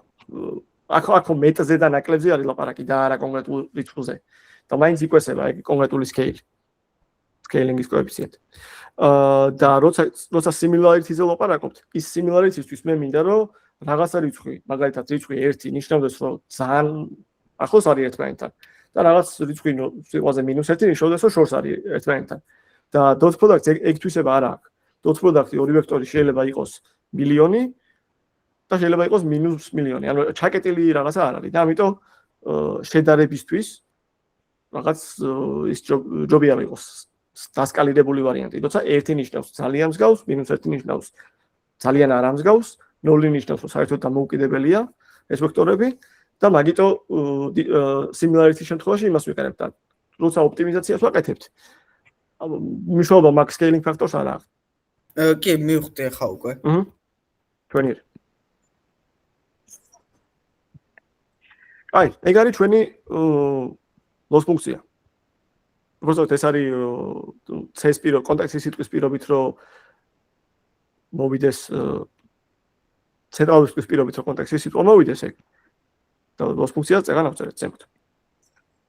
და ამის iterაცია არის უკვე. გადავდივართ ალბათობებს პოულობს და იმ loss-ს ვაოპტიმიზირებთ. ჩვეულებრივი gradient descent-ი, რაზეც ადრე ვილაპარაკია ოპტიმიზაციების ლექციაში. და მრავალ ბევრჯერ რომ გადავუყვებით ამ ჩვენ კორპუსს და ბევრ სტეპს გავატარებთ, მაგრამ ახლა ზუსტად სატრენინგო რამდენი ეპოქა არის და ასე შემდეგ. მაგრამ ამას საკმაოდ ბევრი რაოდენობის ეპოქა ჭირდება და გამოთვლითაც საკმაოდ ისეთია. დიდი. მაგრამ პრინციპი ეგ არის, უკვე ჩამოვაყალიბეთ რეპრეზენტაცია რა არის და მე თუ ვიცი რაღაც რენდომ საწყისი რეპრეზენტაციებიდან ერთეულით როგორ გამომჯობესო ლოსი, უკვე მთელი ეს machine learning-ის training loop-ი რაც არის, მაგას გავაკეთე. ბევრჯერ გადავდგა იმ გამომჯობესების ნაბიჯს და მთელი თავისი პრობლემები რაც აქვს ლოკალურ მინიმუმში გაჭედვა, სწორი შეჩერება, learning rate-ის, ნორმალიზაცია, ასე შემდეგ. ეს ყველაფერი შემოდის, მაგრამ საფუძველი რაც არის, რომ machine learning-ის ამოცანას ჩამოყალიბდეს რეპრეზენტაციების შექმნა, ეგ უკვე ჩამოვაყალიბეთ. ვიცით რომ არის თითოეული ვექტორი დაფიქსირებული ზომის, ვიცი ტექსტი როგორ გადავთარგმნო შესაბამის რეპრეზენტაციებში, სიტყვა-სიტყვის რეპრეზენტაციებში და ვიცი როგორ შევადარო ორი სიტყვის რეპრეზენტაცია ერთმანეთს. როგორ გავაკეთო ისე რომ გავზარდო საერთო კონტექსტში რომ ან ცენტრალური სიტყვა და კონტექსტის სიტყვა რო იყო. ეგ მაგათი ალბათობა როგორ გავზარდო და სხვა სიტყვებთან როგორ შევამცირო. ეგ ალბათობა. პრინციპში. ლოსი ჩამოყალიბებულია აქ და ალბათობა ჩამოყალიბებულია აქ. ოკეი. გისმენ გიორგი? ასე რომ გავწნათ ერთი პრობლემა, ის პრობლემა იქნება, რომ აი მაგალითად cat-ზე რომ გამოვხდოთ, gray ან cat-ის სიტყვის უკან იქნება თუ წინ, მაგას ხო ანუ მნიშვნელობა აქვს, თუ წინ არის შეიძლება მთლად არ შეესაბამებოდასა და ანუ აქ ბევრად უკეთესი რა უკეთეს შედეგს არ მივახტოვდით რომ მაგალითად ეს სიტყვების ვექტორები გქონდეს და ცალკე გქონდეს ასევე positional encoding-ები. ან მაგალითად 5 გვექნება აქ, იმიტომ რომ ჩვენ 2 თუ კან და 2 წინ ან 2 თუ კინიდან 2 წინამდე მივდივართ და ანუ ყოველ ჯერზე სიტყვას რომ ვადარებთ რაღაცას cat-ს, ეს positional encoding-ი რომ დავუმატოთ ან გავამრავლოთ ვექტორის ნიშნულობები ან რაღაც ოპერაციას რომ შევატაროთ, merge რომ გავაკეთოთ და მე ეგ რომ შევადაროთ ანუ იმ loss ფუნქციით. კი, მესმის. მან ეს story intuition ძალიან, ანუ პრობლემას კარგად იჭერს, რაც ამ სტატიკურ ემბედინგებს აქვთ. და გეთახმები იმაში, რომ აქ ყველა კონტექსტის სიტყვას რო ერთნაირად ვებყრობით, შეიძლება ამ სიტყვასთან ახლო მდებარე სიტყვა საერთოდ არ მიემართება ამ კონკრეტულ ცენტრალურ სიტყვას. მაგრამ პოზიცია ერთი ვარიანტია, ანუ რაღაც პოზიციით, რაც უფრო დაშორებულია. შემიძლია თქვა ისე გავაკეთო, რომ კონტექსტის სიტყვები, რომელიც უფრო ახლოს არის, ლოსში მეტი ყურადღება მივაქციო მაგას და დაშორებულ სიტყვებს ნაკლები. რაღაცა იმას ვქნათ, დავასკალირო პოზიციის მიხედვით. მაგრამ მე ხო წინასწარ არ ვიცი, რომ მაგალითად ეს cute და grey მიემართება cats. უფრო მეტად უნდა რაღაცა მე მოგვიანებით რომ attentions ნახავთ. attention-ივით ამაზე რომ მეტი ყურადღება უნდა გავამოხვილო cute-ზე და grey-ზე და in სიტყვაზე რომ მეტი ყურადღება არ უნდა გავამოხვილო. ეგ ხო არ ვიცი წინასწარ. თუ მე არ ვიცი რომ ეს ორი სიტყვა მიემართება cats და in არ მიემართება cats. თორე გეთახმები. ეგ რო ვიცოდე რაღაცნაირად შემეძლოს გაფილტრა რომელი სიტყვები უფრო მნიშვნელოვანია, გავაკეთებდი. ან პოზიციით, ან რაღაცნაირად მეტ კოეფიციენტს მივანიჭებდი მაგას. ნახავდი რომ მაგალითად ეს თუ არის ზმნა და ეს თუ არის, არ ვიცი, პოზიციაში ჩემი ლინგვისტური იმისთვის ცოდნისთვის, მაგრამ არ ვიცი, ზმნა ობიექტი და სუბიექტი სიტყვაზე. ზმნას თუ უყურებ მე და სუბიექტი და ობიექტი მაქვს, სუბიექტს და ობიექტს მეტ ყურადღებას მივაქცევ, ვიდრე ნაწილაკს რაღაც და ან არა, აი ეგეთ სიტყვებს. მაგრამ ამ შემთხვევაში ეგენი არ ვიცი. ამ შემთხვევაში არ ვიცი და მასშტაბირებადი ეგ მიდგომა არ არის. მაგრამ ეს მასშტაბირებადია, იმიტომ რომ ანუ არ მაინტერესებს რა სიტყვებია, უბრალოდ სიტყვები თუ მსგავს სხვა სიტყვებთან ერთად ხვდება, დაუშვებ რომ მსგავსი შინაარის მატარებელია. და გეთახმები რომ კარგი აღწერა არ არის, უბრალოდ საკმარისია რომ რაღაცნაირად ჯგუფი მაინც მივეღოთ სიტყვების შინაარსების მიხედვით. რომ მაგალითად კარგი, მშვენიერი, ლამაზი მსგავს სიტყვებთან ერთად ხვდება სხვა სიტყვებთან. მაგრამ ეს იმას არნიშნავს, რომ აუცილებლად აზრის გამოტანა სწორად შემიძლია წინანდებიდან. კი, ანუ კი მივხვდი, ანუ ეს ამას როგორც ვაკეთებთ, ანუ ეს საკმარისია ჩვენ ანუ evaluation-ის პირობისთვის, ან evaluation-ში რომ ანუ რაღაც აზრი სიტყვას რა აზრი აქვს ეგ რო გქონდეს, საკმარისი არ იქნებოდა, მაგრამ მსგავსი სიტყვები რომ დავაკვირდოთ, მაგისთვის უკვე საკმარისი არის. კი, ზუსტად. ერთი წამი ზუსტად ძალიან ბოდიში ლეპტოპ შევაერთებ და ნახევარ წუთში მოვა.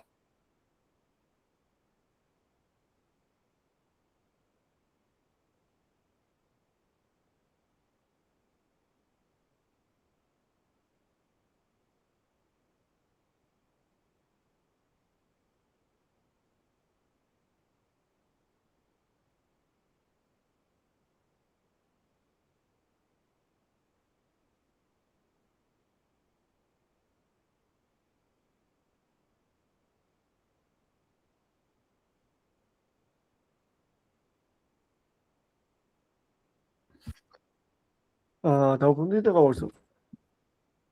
აი, ამითი მოკლედ ეს რაღაც ფრეიმვორკი, პრინციპი word to vec-ი მთლიანად ახსენით. როგორ შემიძლია ეს ემბედინგები მივიღო სიტყვების. პრობლემებზეც ვილაპარაკეთ, მოდი ერთი ნახოთ. აქ სხვა ტექნიკები, სხვა დამატებითი რაღაცეებიც არის, მაგალითად. ერთი სხვაობა არის, რომ ჩვენაც ვილაპარაკეთ, იქ ცენტრალური სიტყვის პირობით ვითვლით კონტექსტის სიტყვებს. მაგრამ შეგვიძლია პირიქით გავუკეთოთ კონტექსტის სიტყვების პირობით დავითვალოთ ცენტრალური სიტყვის ალბათობა. ეგეც ტერმინოლოგიურად განსხვავება არის რაც ვილაპარაკეთ იმას skip გრამი ქვია, მეორევანიას ქვია symbol. ბევრს არაფერს არ ნიშნავს ეს პრინციპში. რაღაც როგორ გავხადო უფრო ჩქარი ტრენინგი, უფრო კარარო დაშორდნენ განსხვავებული სიტყვები ერთმანეთს და მსგავსი სიტყვები დაახლოვდნენ ერთმანეთთან. მოკლედ ამ სტატიასაც ჩავაგდებ და შეგიძლიათ რაღაც ეგ ნახოთ. მაგრამ მაგაზე უფრო მნიშვნელოვანი მგონია, რომ ეხლა შევხედოთ თვითონ ეს სიტყვები როგორ გამოიყურება და რამდენად კარგად მუშაობს. ამისთვის შეგვიძლია ეგეთ რაღაცას შევხედოთ. ეს არის TensorFlow-ს playground-ი ერთ-ერთი, სადაც წინასწარ არის ჩატვირთული ეს word to vec-ი, ვექტორები, რომელიც არის 10000 უნიკალური სიტყვა და თითოეული არის 200 განზომილების. სხვა ვარიანტები თუ აქვს რაღაც amnesty სურათების შემთხვევაში, ეს აღარ მახსოვს რომელია, სხვა დადასტურებია მოკლედ. და ვიზუალიზაციას აკეთებ, ეს თითოეული ვექტორი ხო ამ შემთხვევაში 200 განზომილებიანი. გვაქვს ვარიანტი, რომ სხვადასხვა განზომილების დაყვანის მეთოდით ჩვენ გადავიყვანოთ ორ განზომილებაში, უბრალოდ დახატვა შემეძლოს. PCA როგორც ნახეთ playground-ზე სტრუქტურას ინარჩუნებს მაგრამ აუცილებლად მსგავსი სიტყვები მსგავს რაღაცაში არ გადაითარგმნება ორ განზომილებიან სივრცეში. მაგრამ სტრუქტურას ინარჩუნებს ჯამში. და ეს ორი დანარჩენი ტისნი და იუმები ეგენი აახლოვებენ მსგავს ვექტორებს ფიზიკურად უფრო ახლო წერტილებთან. ოპტიმიზაციის რაღაცა სხვადასხვანაირი ეს იტერაციული მეთოდები. მაგრამ ეს თითოეული შეგიძლიათ ნახოთ, იმიტომ რომ საინტერესოა, როცა მრავალგანზომილებიან დას-თან მუშაობთ და პირველად ვნახეთ მე მგონი ახლა ხო რაღაც რეპრეზენტაციები სხვა სივრცეშია, რაღაც 100, 200, 300 განზომილებიან სივრცეშია და ხანდახან მჭირდება რომ ეს წარმოვადგინო, რომ თვალით შევხედო მართლა მსგავსი რაღაცეები გადადის თუ არა მსგავს წერტილებში. მაგისთვის მოკლედ ეს განზომილების დამკვანი მეთოდები შეგიძლიათ ნახოთ. მაგრამ ეგეთ რაღაცას შევხედოთ. შევიდეთ დავსერჩო აქ კონკრეტული სიტყვა, მაგალითად სიტყვა room და ვნახო სიტყვა room-თან რომელი სხვა სიტყვების ვექტორებია ყველაზე ახლოს. ეს არის cosine similarity. ხედავთ რომ ეს საინტერესოა რატო არის ესე დასორტილი. nearest points პირველი სიტყვა აშკარად უფრო შორს არის ვიდრე დანარჩენი სიტყვები? არა, ბოდიში, ეს ნადობია.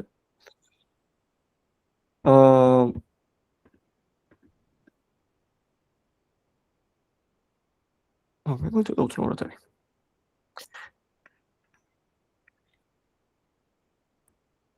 კარგი. და სიტყვა room-თან ყველაზე ახლო სიტყვები არის rooms, ხედავთ რომ მიუხედავად იმისა, რომ მრავლობიჩია ეს შინაარსი ერთი და იგივე უნდა ქონდეს, მაგრამ ორი განსხვავებული ვექტორია რეალურად. მაგრამ ახლოს არის. Hotel, sitting, window, apartment, ასე შემდეგ. ნახოთ ისეთ სიტყვები, რომელსაც შეიძლება მრავალი სხვადასხვა მნიშვნელობა ჰქონდეს. მაგალითად star. Star შეიძლება იყოს როგორც ვარსკვლავი, ან ციური სხეული. შეიძლება იყოს Star Trek-ი, ეგეთი თორსები ფილმი, ნაწილი. ხედავთ რომ პლანეტა, ეპიზოდი, იმიტომ რომ Star ასევე შეიძლება იყოს რაღაც კინოვარსკვლავი. ჰოლივუდი ფილმი, NBA Star ან რაღაც NBA-ში ვარსკვლავი მოთამაშე კალათბურთის. ანუ განსხვავებულ ეს ვექტორები რადგან stars მხოლოდ ერთი ვექტორი შეესაბამება სიტყვა stars. მე არა მაქვს ერთი სიტყვისთვის განსხვავებული ვექტორები. მაქვს ყველა star-ის შესაძლო მნიშვნელობა რაც შეიძლება იყოს კონტექსტებში, ყველა გაერთიანებულია იმ ერთ ვექტორში, რომელიც სიტყვა star შეესაბამება.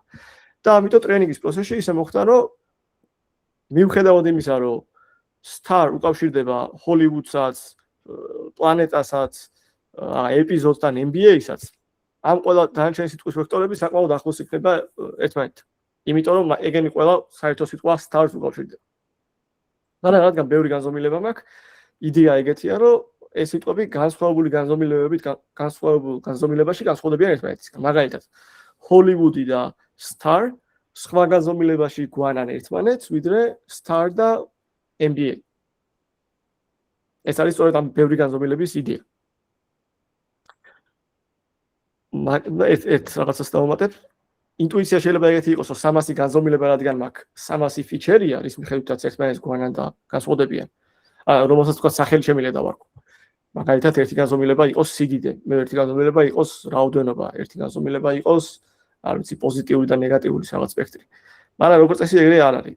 ნეირონულ ქსელებშიც ეგეთი იდეა იყო, რომ აი მოდი ერთი ნეირონი თითქოს ერთი რაღაც კონცეფცია არის, მაგრამ რეალურად ეგრე არ არის. რეალურად როგორც წესი რამდენიმე ფიჩერის ერთობლიობა ქმნის ხოლმე ადამიანისთვის გასაგებ კონცეფციებს და არა ერთი ფიჩერი, ერთი კონცეფცია. იმიტომ რომ unsupervised მეთოდია პრინციპში ეს. როგორ წავა ეს ვექტორები, როგორ განაგდებიან სივრცეში. მაგაზე კონტროლი არ გვაქვს. ოკეი, გისმენ გიორგი?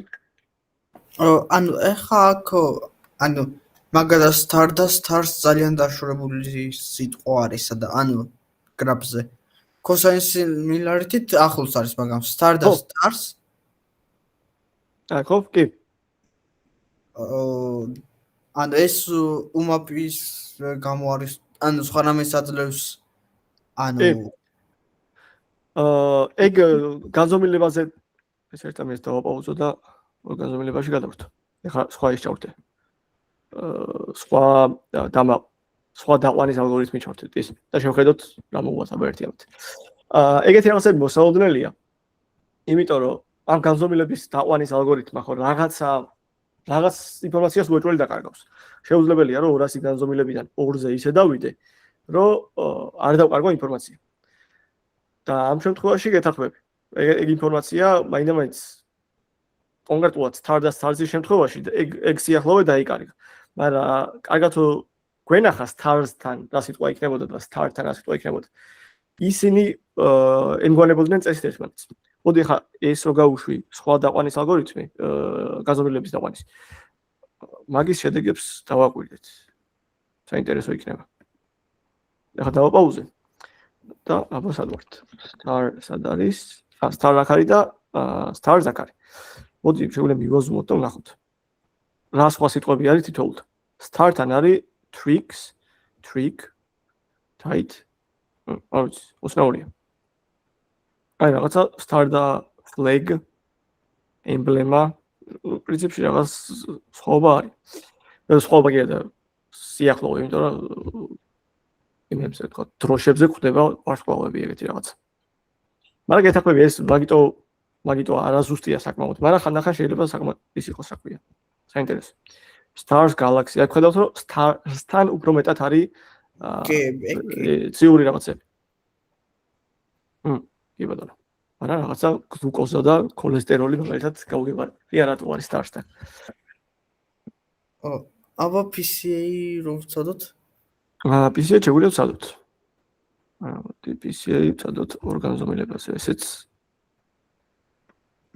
ოკეი. აქაც მოსვდება. მაგრამ ეს ვიზუალურად დაყვანის შემთხვევაში, მაგრამ ხედავთ რომ stars რო დავსერჩოთ, მაინც ყველაზე ახლოს სიტყვა star არის. და ეს ორგანზომილებაში არ ჩანს, მაგრამ რეალური დატა რაც არის 200 განზომილებიანი, იმაში ჩანს. კი. ძალიან კარგი. აი, ერთი მნიშვნელოვანი რაღაც არის, თქოაც მინდოდა და ამისთვის სხვა იმას გავაზიარებ. სამიც გავუშვათ.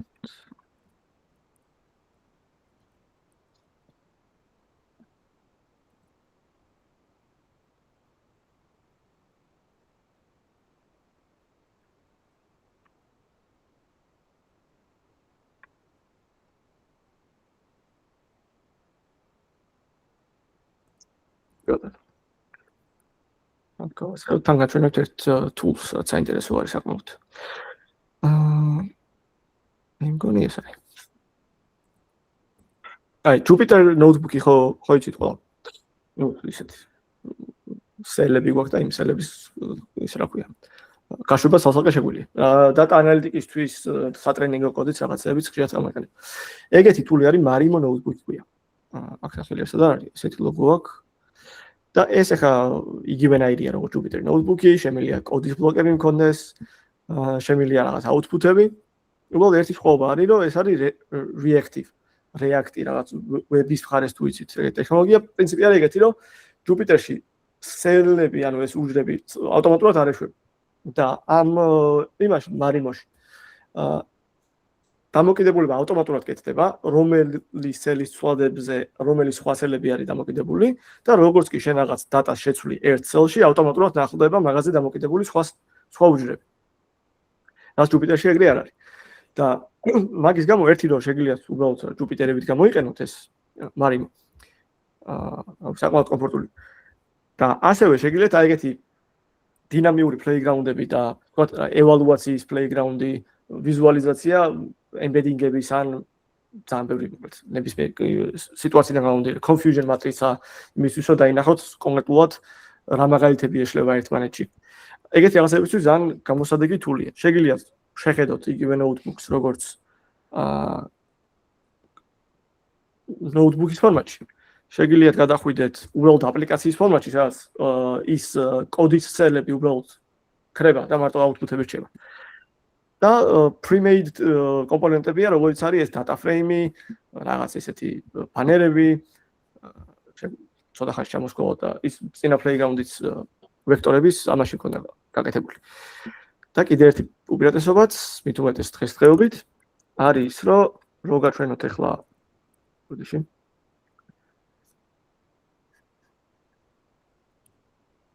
რომ გაჩვენოთ ამ ნოუთბუქის უკან რა ფაილი დგას.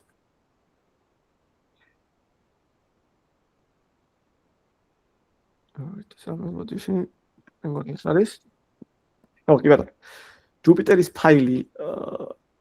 ფაილს როცა AI მოდელები არის, Copilot-ი, Gemini და ასე შემდეგ. Claude. მაგერთან თუ ემუშავებით, ფაილი თვითონ ცუდად გამოიყურება, არ არის კაი ფორმატი Git-თან ინტეგრაციისთვის. ან ბევრ ასე ვთქვათ, ფარდის მიღმა არის JSON-ი ერთი დიდი და ამ JSON-ის key value-ების ცვლილებით რენდერდება მერე Jupyter-ი. და ამ მარიმო შემთხვევაში ეს ფაილი რეალურად არის ჩვეულებრივი Python-ის სკრიპტი. ეს არის ერთი სელი. ეს კიდევ სხვა სელი. და ამის გამო AI მოდელებს ამის დაედიტება გაცილებით მარტივად შეუძლიათ. შეგიძლიათ იგივე ეს ფაილი გაუშვათ როგორც ერთი Python-ის სკრიპტი, ან მერე ავტომატურად იგივე ფაილი, რომელიც notebooks არის მიერთებული, რომელიც ბოდიში notebook-ით რენდერდება. შეგიძლიათ იგივე ფაილი გაუშვათ როგორც რაღაც command line ინტერფეისი და ამიტომ ძალიან მოსახერხებელი რაღაცა პლუს ის რომ გამზადებული კომპონენტები რაღაც ორგანზომილებიანი სივრცეები, გრაფიკები, data frame-ები, სადაც გაფრიფრა შეგიძლიათ გრაფების ვიზუალიზაცია, ეგეთი კომპონენტები წინასწარ არის მოცემული. და AI მოდელებს გაცილებით უმარტივდებათ ამის editing-ი, რაღაც IDE-ში, Copilot-ს. და თუ რამეა და Jupyter-ის ფორმატში კიდე გავხსნა რა, ერთი command line script-ი არის, რომელიც Jupyter-ში გადათარგმნის ამ notebooks-ს, ამ პირიქით Jupyter-დან გადმოთარგმნის უკან. უბრალოდ ამის ჩვენება ველოდ მინდოდა, რომ რადგას იმ notebook-ის მიღმა. უბრალოდ ძალიან კაი ისეთია, ძალიან კარგი თულია. დაუბრუნდეთ ახლა ამის ვიზუალიზაციას და მინდოდა მეჩვენებინა იგივე რაღაცა არის აქ. გატვირთული მაქვს 50 განზომილებიანი ვექტორები, ეს გლავი 20 სხვანაირი მეთოდით დატრენინგებული, მაგრამ ესეც რეპრეზენტაციებია. 4000 განსხვავებული სიტყვა და შეგვიძლია დავსაჩოთ როგორც იმ ვიზუალურ ინტერფეისში ვხედავთ, აქაც დავსაჩოთ სიტყვა star. ხედავთ რომ similarity აქვს. რაც მაღალია უფრო ახლოს არის. მაგრამ იდეო პრინციპს ხედავთ რომ star, superstar, player, legend, actor, Hollywood-ის ასე იქნება. გისმენ? top K რომ ვეწრე ეკრანს ნიშნავს. აქ? კი. აქ უბრალოდ არის ეს ვიზუალიზაციისთვის სლაიდერია გაკეთებული. რამდენი გამოაჩინეს. აი Jupyter-ში ხამის გაკეთება უბრალოდ ფორთულია, აქ უფრო მარტივია, რომ ეს სლაიდერი პირდაპირ მიამაგრო რაღაც data frames. ოკეი. კაი. ერთი მნიშვნელოვანი რაღაც. ეს სიტყვები ხოლმე ითარგმნება ვექტორებში და აღმოჩნდა რომ ამ ვექტორებს აქვთ ეგეთი წრფივი როგორ თქვა, სტრუქტურა. ჩვენ ვავიღოთ მეფე სიტყვის ვექტორი, ამას გამოვაკლოთ სიტყვა კაცის ვექტორი, დავუმატოთ სიტყვა ქალის ვექტორი, ეს უნდა მივიღოთ დედოფალი. ახლა სპეციფიკები არის მოცემული. მაგრამ ხედავთ, kings გამოკლებული men, დამატებული woman და ყველაზე ახლო რომელი ვექტორია. მაგ კონცეფციასა ყველაზე ახლოს ხედავთ queen, throne, ასე შემდეგ. სხვა მაგალითებს შეგვიძლია ნახოთ. პარის გამოკლებული საფრანგეთი, დამატებული იტალია, უნდა მივიღოთ დედაქალაქი. ანუ ეს სხვაობა პარისსა და საფრანგეთის შორის. რაც არის 50 განზომილებიანი ვექტორი ამ შემთხვევაში. არის ის მიმართულება, რაც არის დედაქალაქობის მიმართულება. და იტალიას თუ ამ დედაქალაქობის მიმართულებას დავუმატებ, მივიღებ იტალიის დედაქალაქს, რომს. მაგრამ ასევე მილანი, ტურინი ასე შემდეგ, მაგრამ ყველაზე ახლოს რომია. კიდევ რა ვარიანტები გვაქვს? აქაც ყველა bigger, ანუ უფრო დიდი გამოკლებული big, დამატებული small უნდა მივიღოთ. საინტერესოა, რა უნდა მივიღოთ, არ ვიცი. Smaller. თემივერსია იქნებოდა რომ smaller, ხო? მაგრამ ვიღებთ larger. რაც საინტერესოა. და შეგვიძლია რაღაც custom ვარიანტებიც იმას ვქნათ რა. აი ეს რაღაც დრო არის მეგონი walked, გამოკლებული walking, დამატებული swimming და ალბათ swam, ხო, ეგ უნდა მივიღოთ. ეს. მაგრამ ეგრე ხდება. მოკლედ, თავი იდეა რა არის ხაკ, რომ აღმოჩნდა ესე გამიზნული არ ყოფილა მაინდა-მაინც. მაგრამ ესეთმა მე ანალიზმა აჩვენა, რომ ამ ვექტორების სივრცეს რაღაცა სტრუქტურა აქვს შიგნით. რაღაცა მიმართულებები, რო ვთქვით, რომ 300 განზომილებიანი ან 200 განზომილებიანი ეს სივრცე. ამ შემთხვევაში 50 განზომილებიანი ვექტორებია. რაღაცა კონცეფციებს აღწერს, როგორიც არის დედაქალაქობა ან ზმნის დროში განსაზღვრელი ვექტორი.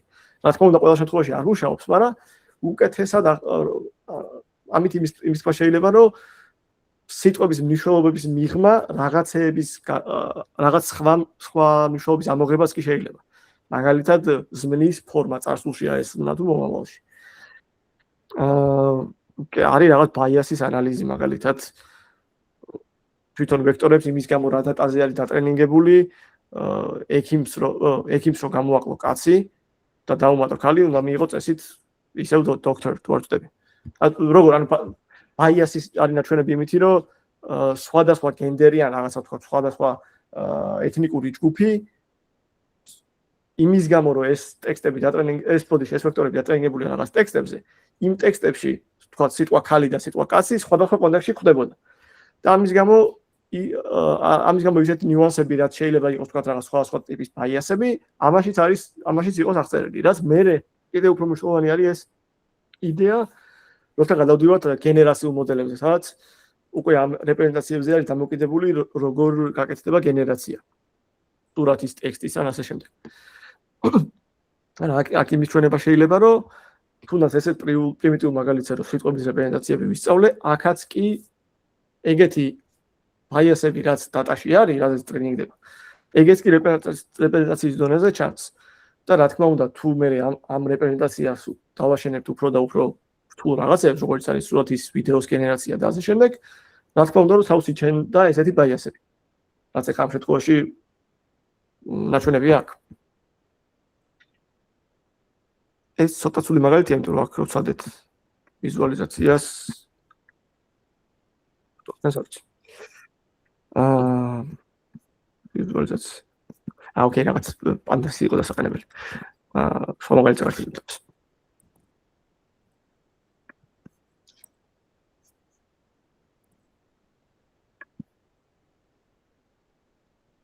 სამი ეს სხვა პლეიგრაუნდი არის. აქ დემო არის გაკეთებული იმისი. დავუშვათ დავატრენინგოთ 3 სიგრძის Windows-ზე 1000 ეპოქის განმავლობაში და დატას ვნახოთ. ისევ აქ დახურულია ეს. ამ მარიმოში ყველა კოდის სელი. მაგრამ მოდი გამოვაჩინოთ. მარტივი სათამაშო მაგალითი არის აღებული. ეს არის ჩემი წერანდებები, დატოკენებული წინასწარ. ეს არის ჩემი ჯგუფები. ამ ჯგუფებს უბრალოდ ვიყენებ შემდეგ ვიზუალიზაციისთვის, რომ ერთი კლასის სიტყვები, მაგალითად ცხოველები, საჭმელები, ფერები გავაერთიანებ. და დავხატო ეკრანს. მაგრამ ეს არის ის კორპუსი, რაზეც Word to Vec-ის ტრენინგი ხდება ამ შემთხვევაში. სათამაშო მაგალითია, ისე რეალურად Word to Vec-ის ტრენინგება ხდება, რავის, ბევრი გიგაბაიტების დატაზე. მთელი ვიკიპედია, მთელი ინტერნეტი. ავიჭიოთ Skip-RAM თუ Sibo, დავუშვათ Skip-RAM, დავატრენინგოთ მოდელი 1000 ეპოქის განმავლობაში და მოდი დროში გადავახვიოთ. პირველ ეპოქაზე რა ხდება და დროთა განმავლობაში რა ხდება. ამ ვექტორების, აქ რეპრეზენტაციები არის ორ განზომილებაში, თუ არ ვწდები. ვექტორ საიზი 2-ია, კი ბატონო. სათამაშო მაგალითი რადგან არის, უბრალოდ ორ განზომილებაში ვასხოვებ სიტყვების რეპრეზენტაციებს. სიტყვების რეპრეზენტაციები ისაწყისი ვექტორები, საიდანაც მე გავს სიტყვებს ვაახლოვებ და საპირისპიროებს ერთმანეთსგან ვაშორებთ. მაგათი რეპრეზენტაციების ინიციალიზაცია ხდება რენდომად. თავიდან როგორც ხედავთ, აი რაღაც შემთხვევით არის განაწილებული ეს სიტყვები სივრცეში. dog ახლოს არის yellow-თან and fruit, ყველაფერი ისეთ. და შეგვიძლია ახლა გადავახვიოთ თითოეულ step-ზე რა ხდება. თითოეულ ეპოქაზე ბოდიში რა ხდება. მოდი ცოტა რა გადავახვიოთ. ეს და წესით რა უნდა მოხდეს, რომ მსგავსი კლასის სიტყვები, ანუ თქვა ცხოველები ერთად დაჯგუფდნენ, ფერები ერთად დაჯგუფდნენ და რა ვქო, საჭმელები ერთად დაჯგუფდნენ. და ხედავთ, რომ იდეაში ეგ ხდება. მიუხედავად იმისა, რომ ტრენინგის დროს კლასტერინგი არ არის ჩვენი ამოცანა ამ შემთხვევაში, რადგან რეპრეზენტაციები იმის გამო, რომ აი ამ სატრენინგო ტექსტებში შევხედავთ სატრენინგო ტექსტებს მსგავსი წინადადებებია, უბრალოდ აი აქ cat შეცვლილი არის dog, eat და met შეცვლილი არის rabbit. ხელოვნურად არ შეგეიტანას შექმნით. მაგრამ ამის იმის გვამინდა, რომ არ არის სატრენინგო ამოცანა ის, რომ თქვა დაკლასტერდეს აუცილებლად ეს სიტყვები ჯგუფების მიხედვით, უბრალოდ იმის გამო, რომ სიტყვები მსგავსი სიტყვები, მსგავსი შინაარსის სიტყვები, კონცეფციები მსგავს კონტექსტებში გვხვდება, ამის გამო გვაქვს ეგეთი ქცევაც, რომ დროთა განმავლობაში, ანუ ამ ტრენინგის პროცესში მსგავსი შინაარსის სიტყვები რეპრეზენტაციები ერთმანეთთან ახლოს მიდის. ამის შუალება მინდოდა აქ. რა თქმა უნდა ეს სათამაშო მაგალითია, უბრალოდ ხელით შექმნილი არა, AI შექმნილი კორპუსი არის, რაზეც დატრენინგება ხდება. 1000 ეპოქის განმავლობაში. რეალურად დიდ დატაზე 1000 ეპოქას ალბათ ვერ გააკეთებ. შვენიერი. აქ ნახსენებია პროსტა რომ Word2Vec-ის იდეის გავრცობა არის ორ სხვა ალგორითმში, fast text-ი და GLOV-ის ვექტორები წინა playground-ზე ვნახეთ. მაგას მოკლედ თქვენთან შეგიძლიათ ჩაეძიოთ. უბრალოდ შინაარსი ეგ არის. აქ სიტყვები წინა ლექციაზე რაც ვილაპარაკეთ, იქ უბრალოდ დოკუმენტების რეპრეზენტაციას ვთვლით დათვლით, რა სიტყვები ხდება შიგნით და ვერ უკვირდებოდით სიტყვის მუშაობა რა იყო და ახლა შეგვიძლია ტექსტი რომ აქვს მოცემული, ეგ სიტყვა, თითოეული სიტყვა გადავთარგმნო მის რეპრეზენტაციაში წინასწარ დატრენინგებული ვექტორებით, ჩემით არ დავატრენინგო, გადმოვწერო თქვა Google-ის მიერ დატრენინგებული ვექტორები, სიტყვები ჩავანაცვლო ვექტორებით და უკვე მექნება რეპრეზენტაციების მინდევრობა და არა სიტყვების მინდევრობა. ამას უკვე შემიძლია ნებისმიერი machine learning-ის მოდელი დავადგა თავს. ერთი კითხვა მაქვს ხა აქ. რას უშვებით იმ შემთხვევას, რაზეც მეგონი ლექსის დასაწყისში ვილაპარაკეთ. განსხვავებული, მაგალითად მინდა ტექსტის კლასიფიკაცია. სხვადასხვა ნიუსის კლასიფიკაცია, სპორტია, პოლიტიკა თუ რაღაც. რას უშვებით ისეთ სიტუაციაში, როცა ზოგიერთი სტატია უფრო გრძელია, ანუ სიგრძე რეპრეზენტაციის განზომილება ერთ და იგივეა ყველა სიტყვის, მაგრამ რამდენი სიტყვა მაქვს განსხვავებული. ზოგიერთი სტატია მოკლე იქნება, ზოგიერთი სტატია გრძელი იქნება. რა გავაკეთოთ ამ შემთხვევაში? როგორ გავაკეთოთ ისეთი machine learning-ის მოდელი, რომელიც ამ სიგრძეზე არ იქნება მიერთებული, იმიტომ რომ ჩვენ ვიცით, რომ machine learning-ის მოდელებში დაფიქსირებულია input-ის განზომილება. ისმენ გიორგი? Positional encoding-ებით. ან მაგალითად პირველი სიტყვას მივანიჭოთ რაღაც ვექტორი, მეორე სიტყვას მივანიჭოთ რაღაც ვექტორი, მესამე სიტყვას რაღაც ვექტორი და ასე შემდეგ და ანუ ტოკენის ზომამდე მივიდეთ. ანუ ეხა ძველ LLM-ებზე ეგ რაღაც 4096, ეხა უკვე ზოგი მოდელი მაგალითად თქვენი 2062-ზე ადის. მესმის, ოღონდ ეგ positional encoding-ი იქნებოდა უბრალოდ რაღაცა დამატებითი რეპრეზენტაცია იმ მაგალითად 50 განზომილებიანია ჩემი embedding-ის ზომა, მაგაზე დამატებით რაღაცა ინფორმაციას დავამატებდი. ან იგივე განზომილებას დავტოვებდი, ან თქვა დამატებით განზომილებას მივაშენებდი positional encoding-ისთვის. მაგრამ არ იცვლება ის პრობლემა, რომ მაგ განზომილებაში, embedding-ის განზომილებაში პრობლემა არ მაქვს. ყველა სიტყვას ერთი და იგივე ზომის embedding-ი შეესაბამება. პრობლემა მაქვს მეორე განზომილებაში. sequence-ის სიგრძის განზომილებაში. იმიტომ რომ ზოგი სტატია მოკლეა, ზოგი სტატია გრძელია. აი მაგ პრობლემას რა უშუალოდ? ანუ ზუსტად ვერ მივხვდი, ანუ ეგ პრობლემა, ანუ კითხვა. ნახე, მე რო ავიღო 10 სიტყვიანი ტექსტი, წინანდება. კი. გადავთარგმნო თითოეული სიტყვა embedding-ებში. განზომილება მატრიცის, რაც მოდელში უნდა შევიდეს, არის 10 embedding-ი თუ 50-ია, 10-50. ხო? მივხვდი კი. მაგრამ ეგ ნიშნავს, რომ ჩემი მოდელი უნდა იღებდეს 10-50-ზე inputs. მაგრამ ზოგიერთი ტექსტი არის 100 სიტყვიანი და მაგ შემთხვევაში input-ი უნდა გქონდეს 100-50-ზე. ანუ ისეთი მოდელი მჭირდება, რომელიც 10-50-ზე inputs-ას მიიღებს, ან 100-50-ზე inputs-ას მიიღებს. კი, ანუ მაგაზეც გამოსავალი მარტივია, რომ თითო ჯერ ერთი სიტყვის ვექტორი შევიდანთ მოდელში, გამოვიტანოს რაღაც ვექტორი, ლატენტი. შემდეგ იმ ლატენტს დავუმატოთ ახალი სიტყვა, შემდეგი სიტყვის ვექტორი. ეგ შევიტანოთ ვექტორში, ახალი ლატენტი გამოიტანოს. მერე ამ ლატენტს დავუმატოთ მესამე სიტყვა, შევიტანოთ მოდელში, გამოიტანოს მეოთხე სიტყვა და ამ ლატენტი კიდევ და ასე შემდეგ.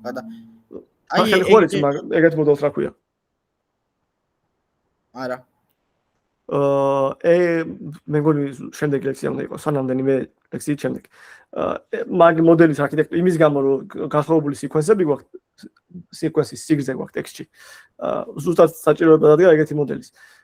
სადაც თითოეულ ეტაპზე, ან თითოეულ სტეპზე მოდელი ინპუტად იღებს მარტო ერთი სიტყვის რეპრეზენტაციას. და აუთპუტზე ისე განზომილებას გაძლევს და ესე ემატება სიტყვის რეპრეზენტაციები. ზომაში არ იცვლება, უბრალოდ რაღაცნაირად ამ შიდა რეპრეზენტაციას ააპდეიტებს. ეგ არის რეკურენტული ნეირონული ქსელები. სადაც ამ მოდელის აუთპუტი მერე ბრუნდება თავის თავში. ეგ რეკურენტული ნეირონული ქსელები არის მოდელის არქიტექტურის შერჩევა ისე, რომ განსხვავებული სიკვენსის ინპუტები მიიღოს. ჩვენიერი ეგ მაგას დაფარავთ და ეგ ძალიან კაია. კიდევ სხვა ვარიანტი გვაქვს. მაგალითად შეგვიძლია რომ დავაფიქსიროთ ზომა, მაგალითად ავდგერა თქვა რომ მე ყველა სიკვენს, ყველა ტექსტს padding-ს გავუკეთებ 100 სიტყვამდე და მოკლე სიკვენსები რაც იქნება, მაგას 100-მდე შევავსებ, რაც გზელი იქნება უფრო ჩამოვჭრი 100-მდე. და დავაფიქსირებ. გონი თანამედროვე ელემენტები ეგრე მუშაობს, რომ მაგალითად თავიდან პრიფილი გავუკეთოთ, მაგალითად 496 სიგრძეზე, ტოკენის ზომაზე. შემდეგ პირველი ტოკენები შევავსოთ ჩვენი სიტყვებით, რაც გვაქვს ეხა და დანარჩენი თავისუფალი ტოკენები, რაც არ გვაქვს, არ გვაქვს ინპუტი, რაღაც დავათრეიდოთ ნულოვანი ტოკენი, რომელიც არაფერს არ აღნიშნავს, უბრალოდ ადგილებს შეიცავს და მერე ეგრე გავუშვათ ამ მოდელში. კი, ზუსტად ეგეთი რაღაცა შეგვიძლია გავაკეთოთ. padding-ი ქვია მაგას და ნულოვანი ვექტორებით ივსება იმ სიგრძეზე. ტრანსფორმერი მაგას აკეთებს კი. ოკეი. კაი, ვარიანტიც ვაქვს. მან პროსტა ის პრობლემა არის, რომ ტრანსფორმერი შეუძლია სხვადასხვა, თვითონ ირჩევს შეგვიძლია ერთ და იგივე მოდელს მიცე 10 სიგრძის სიკვენსის და 200 სიგრძის სიკვენსის. პრობლემა არ არის. უბრალოდ ტრანსფორმერამდე ხა თქვათ რაღაც კონვოლუციური ნეირონული ქსელები ან უბრალოდ მარტივი ნეირონული ქსელები ეგრევე გააკეთებს. იქ წინასწარ მოდელში არის ჩადებული, რომ ეს მოდელი მარტო მიიღებს 150-ზე ინპუტს და შენ ვერ შეძლებ იმას, რომ padding-ით შესაძლებელია, padding-ით თუ პირველად შეავსებ და დანარჩენ პრობლემებს გააკეთებ, მაგრამ ეგრეც უნდა დაატრენინგო მაშინ მოდელი რა. და ეს შესაძლებელია. ერთი ალტერნატივა გვაქვს მანდ რა. ერთი ალტერნატივა გვაქვს, რომ ჩემი ტექსტი, input ტექსტი სიტყვით ხო ისაგვლება სიტყვის რეპრეზენტაციებში. და პრობლემა მაქვს აი ეს განზომილება, სიკვენსის განზომილება და არა embedding-ის განზომილება. შემიძლია ავდგე ჩემი classifier მოდელი რაც არის, ანუ ამ რეპრეზენტაციებზე დაშენებული მოდელი რაც არის, ის იღებდეს მარტო ერთი რეპრეზენტაციის განზომილების inputs და ხელი ჩემი დოკუმენტის რეპრეზენტაცია თქვა, რომ არის მასში შემოვალი სიტყვების რეპრეზენტაციის საშუალო. თუ მაქვს 10 სიტყვა, ეგ მატრიცა იქნებოდა 10-50-ზე, ხო? გავასაშუალო ამ 10 განზომილების მიმართ და მე იქნებოდა 1-50 განზომილებიანი ვექტორი, რომელიც არის დოკუმენტის რეპრეზენტაცია უკვე. თუ 100 სიტყვა მექნებოდა, იმ 100-ის მიმართ გავასაშუალოებდი და ისევ მივიღებდი 1-50 განზომილებიან ვექტორს. ანუ სიტყვის რეპრეზენტაციებიდან გასაშუალოებით მივიღო დოკუმენტის რეპრეზენტაცია. რასაც ტექნიკურად გამოსავალია, ტექნიკურად ნიშნავს, რომ ნებისმიერ inputs გადავაქცევ გავასაშუალოებ სიკვენსის მიმართ და მივიღებ დოკუმენტის რეპრეზენტაციას იმ embedding-ის განზომილების, უბრალოდ იგივე პრობლემა აქვს, რაც აი ამ bag of words მიდგომას ჰქონდა წინა იმაზე რაც ვთქვით. რომ უკვე პოზიციას გასაშუალოება კარგავს პოზიციის შეგრძნებას, ან პოზიციის ინფორმაცია იკარგება გასაშუალოებით სიტყვა რა პოზიციაზე იდგა და ასევე ეს რეპრეზენტაციები გასაშვალოებით აუცილებლად კი ვთქვით, რომ წრფივი სტრუქტურა აქვს შიგნით ამ ემბედინგის სივრცეს. მაგრამ გასაშვალოებით, რა თქმა უნდა, რომ რაღაც ინფორმაცია დაიკარგება. არ არის აუცილებლად ორი სიტყვის გასაშვალოება კონცეპტუალურად არ არის მარტივი. მაგალითად, სახლის და მწვანეს გასაშვალოებით შეიძლება ვთქვათ, მწვანე სახლის რეპრეზენტაცია. ლოგიკურია ეს. მაგრამ სახლი და თევზი სიტყვის საშუალო რა არის? ცოტა იდეოლოგიურად რთული რაღაცა. მაგრამ შეიძლება ცადოთ ეგეთი რაღაცა და მაინც მუშაობს, ნორმალურად მუშაობს. თუ კლასიფიკაციის ამოცანაზე ლაპარაკობს, დაახლოებით იგივენაირად მუშაობს, როგორც წინა ლექციაში TF-IDF-ი თქვით. და მაგალითიც მქონდა ერთი, რა თქმა უნდა, შეგვიძლია ისე გამოვიყვანოთ, რომ აი აქ უკვე Jupyter notebook-ია. ისე შეგვიძლია გამოვიყვანოთ, რომ ვაჯობოთ TF-IDF-ს, ისევ 20 news group-ის dataset-ია. ჩამოვტვირთე წინასწარ დატრენინგებული გლავის ვექტორები ამ შემთხვევაში. ვაკეთებ დოკუმენტების ვექტორიზაციას, ყველაფერი გადამყავს lower case-ში, ვეძებ ამ გლავის ვექტორში ამ სიტყვის შესაბამის ვექტორს და ვასაშუალოებ იმისთვის, რომ მივიღო დოკუმენტის რეპრეზენტაცია. აქ ეს ხდება. ანუ X-ის ემბედინგები უკვე გასაშუალოებული დოკუმენტის ემბედინგებია. და ნუ ეს ტარგეტი არის კლასი. ერთი სელი აქ რაც არის საინტერესო არის რომ რამდენი პროცენტი სიტყვების დავკარგე, ანუ რამდენი პროცენტი სიტყვების დაიმეფა unknown tokens-ზე, იმიტომ რომ ეგეთი სიტყვა არ შეხვედრია იმ გლავს არ შეხვედრია სატრენინგო მონაცემებში. ხედავთ ტოკენის დონეზე out of vocabulary სიტყვები იყო 1.6%.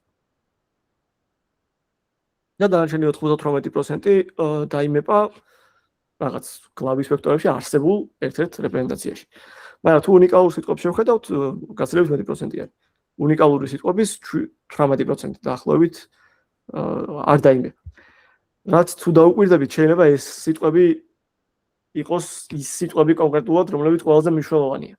იმიტომ რომ ეს სიტყვებია ის სიტყვები, რომლებიც განსხვავდება რაზეც დატრენინგდა გლავი და ეს დატასეტი სხვადასხვა სიტყვები მასწავლებს. ამიტომ ანუ ეგ სიტყვები უნდა იყოს ეს სიტყვები, რომლებიც უნიკალურია ამ დატასეტისთვის.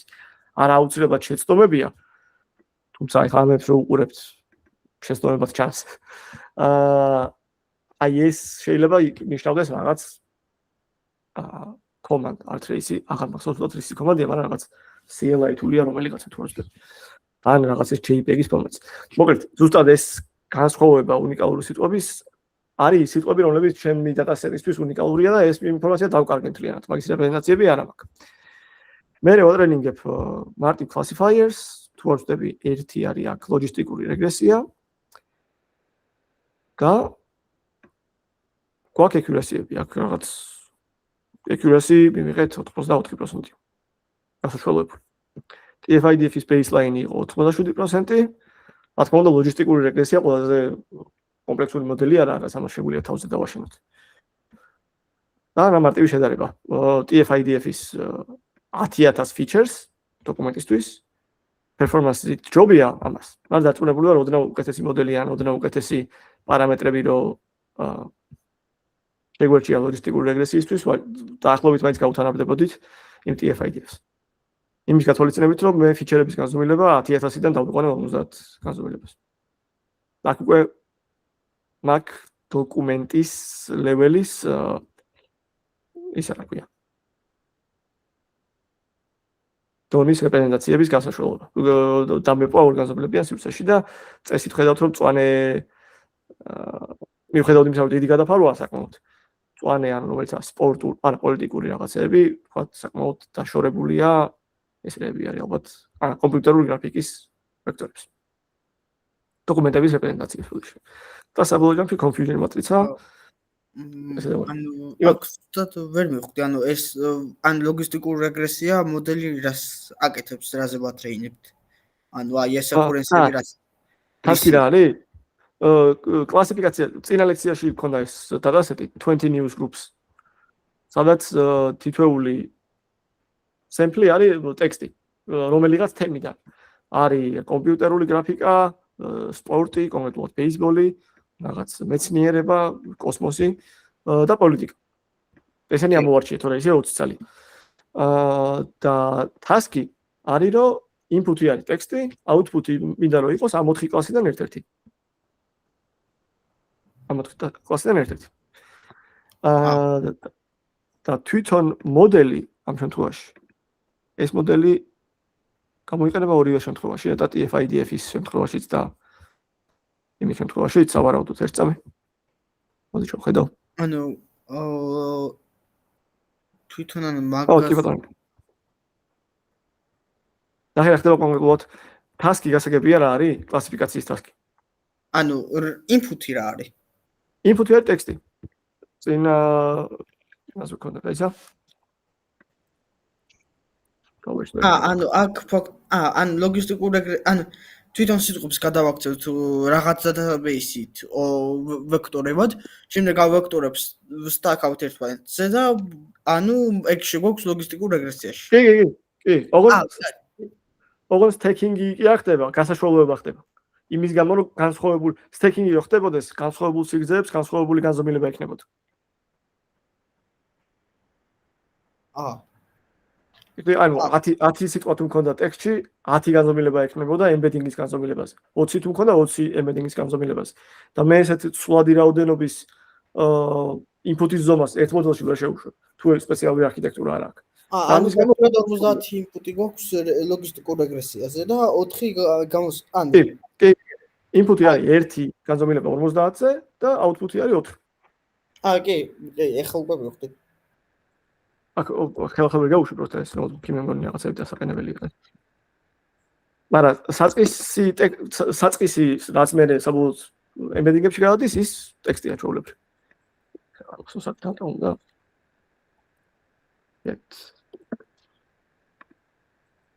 არა მახსოვსად როგორ დამიწყეთ ამის იმას.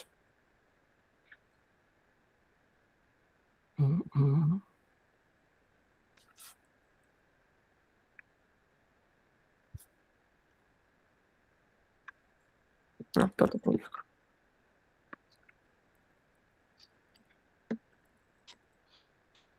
Ai original textები ესე გამოიყურება.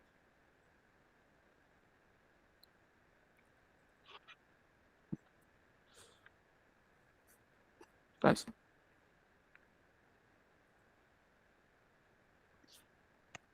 ეს ყოველი ტექსტები. და თითოეული რაღაც თემატიკაზეა. სავარაუდოდ გან დავინახე. ალბათ ეს პოლიტიკაზე იქნება.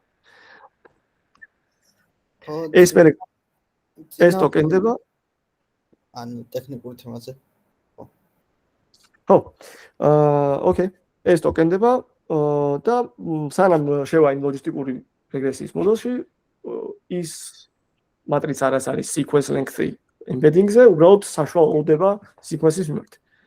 ანუ ხდება სიტყვების რეპრეზენტაციების გასაშუალება. რომ მივიღო დოკუმენტის რეპრეზენტაცია და მაგაზე უბრალოდ ლოგისტიკური რეგრესია აქვს დამატებული. ისევ აქ თავარი არ არის რომ ლოგისტიკური რეგრესია არის. თავარი არის რომ უკვე მაგის გასაშუალება შემიძლია რომ თავზე ნებისმიერი მოდელი დავაშენო. ან თუ არ გავასაშუალოებდი და padding-ს გავუკეთებდი კიდევ უფრო ნებისმიერი მოდელის აშენება შემიძლია, იმიტომ რომ საკმაოდ იქ პოზიციები შენარჩუნებული მექნებოდა. მენოლე სიტყვა, პირველი სიტყვა, მეორე სიტყვა, მაგათი რეპრეზენტაციები სხვა ადგილას იდგებოდა. კარგი, ეგ იყო პრინციპში აქ. რა fail case-ები ჩამოთვლილი აქ, fail case-ები როგორც წინაზე ვილაპარაკეთ. იმის გამო რომ bag of words-ია პრინციპში შინაარსს ნაკლებად უგვირდებით, როცა არის უარყოფილი რაღაცეები, not good მაგალითად, not good ტექსტში good ისევ ფიგურირებს. ამიტომ თითქოს good-ის პოზიტიური რეპრეზენტაციაც იქნება დოკუმენტის რეპრეზენტაციაში.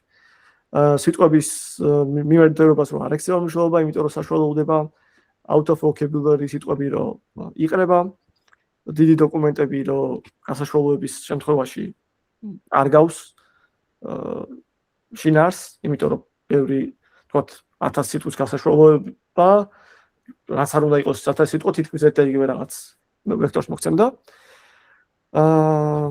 პრინციპში ეგ არის. ეს იყო რეების ჩვენებას მინდოდა დღეს. იდეა არის წინა ლექციებიდან შაშანდელი ლექციებიდან ნოუთბუქები, რომლებიც განსხვავებულ მოდელებს ადგენს თავზე და მაგიებს ადარებს ერთმანეთს. მაგრამ პრინციპში ეგ ჩემი აზრით ცოტა ნაკლებად საინტერესო რაღაც არის, იმიტომ რომ ეგ ნაწილი კლასიკური machine learning-ი არის.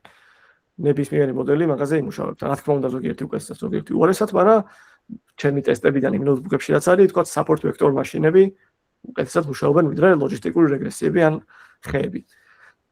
ესე დავესწრა.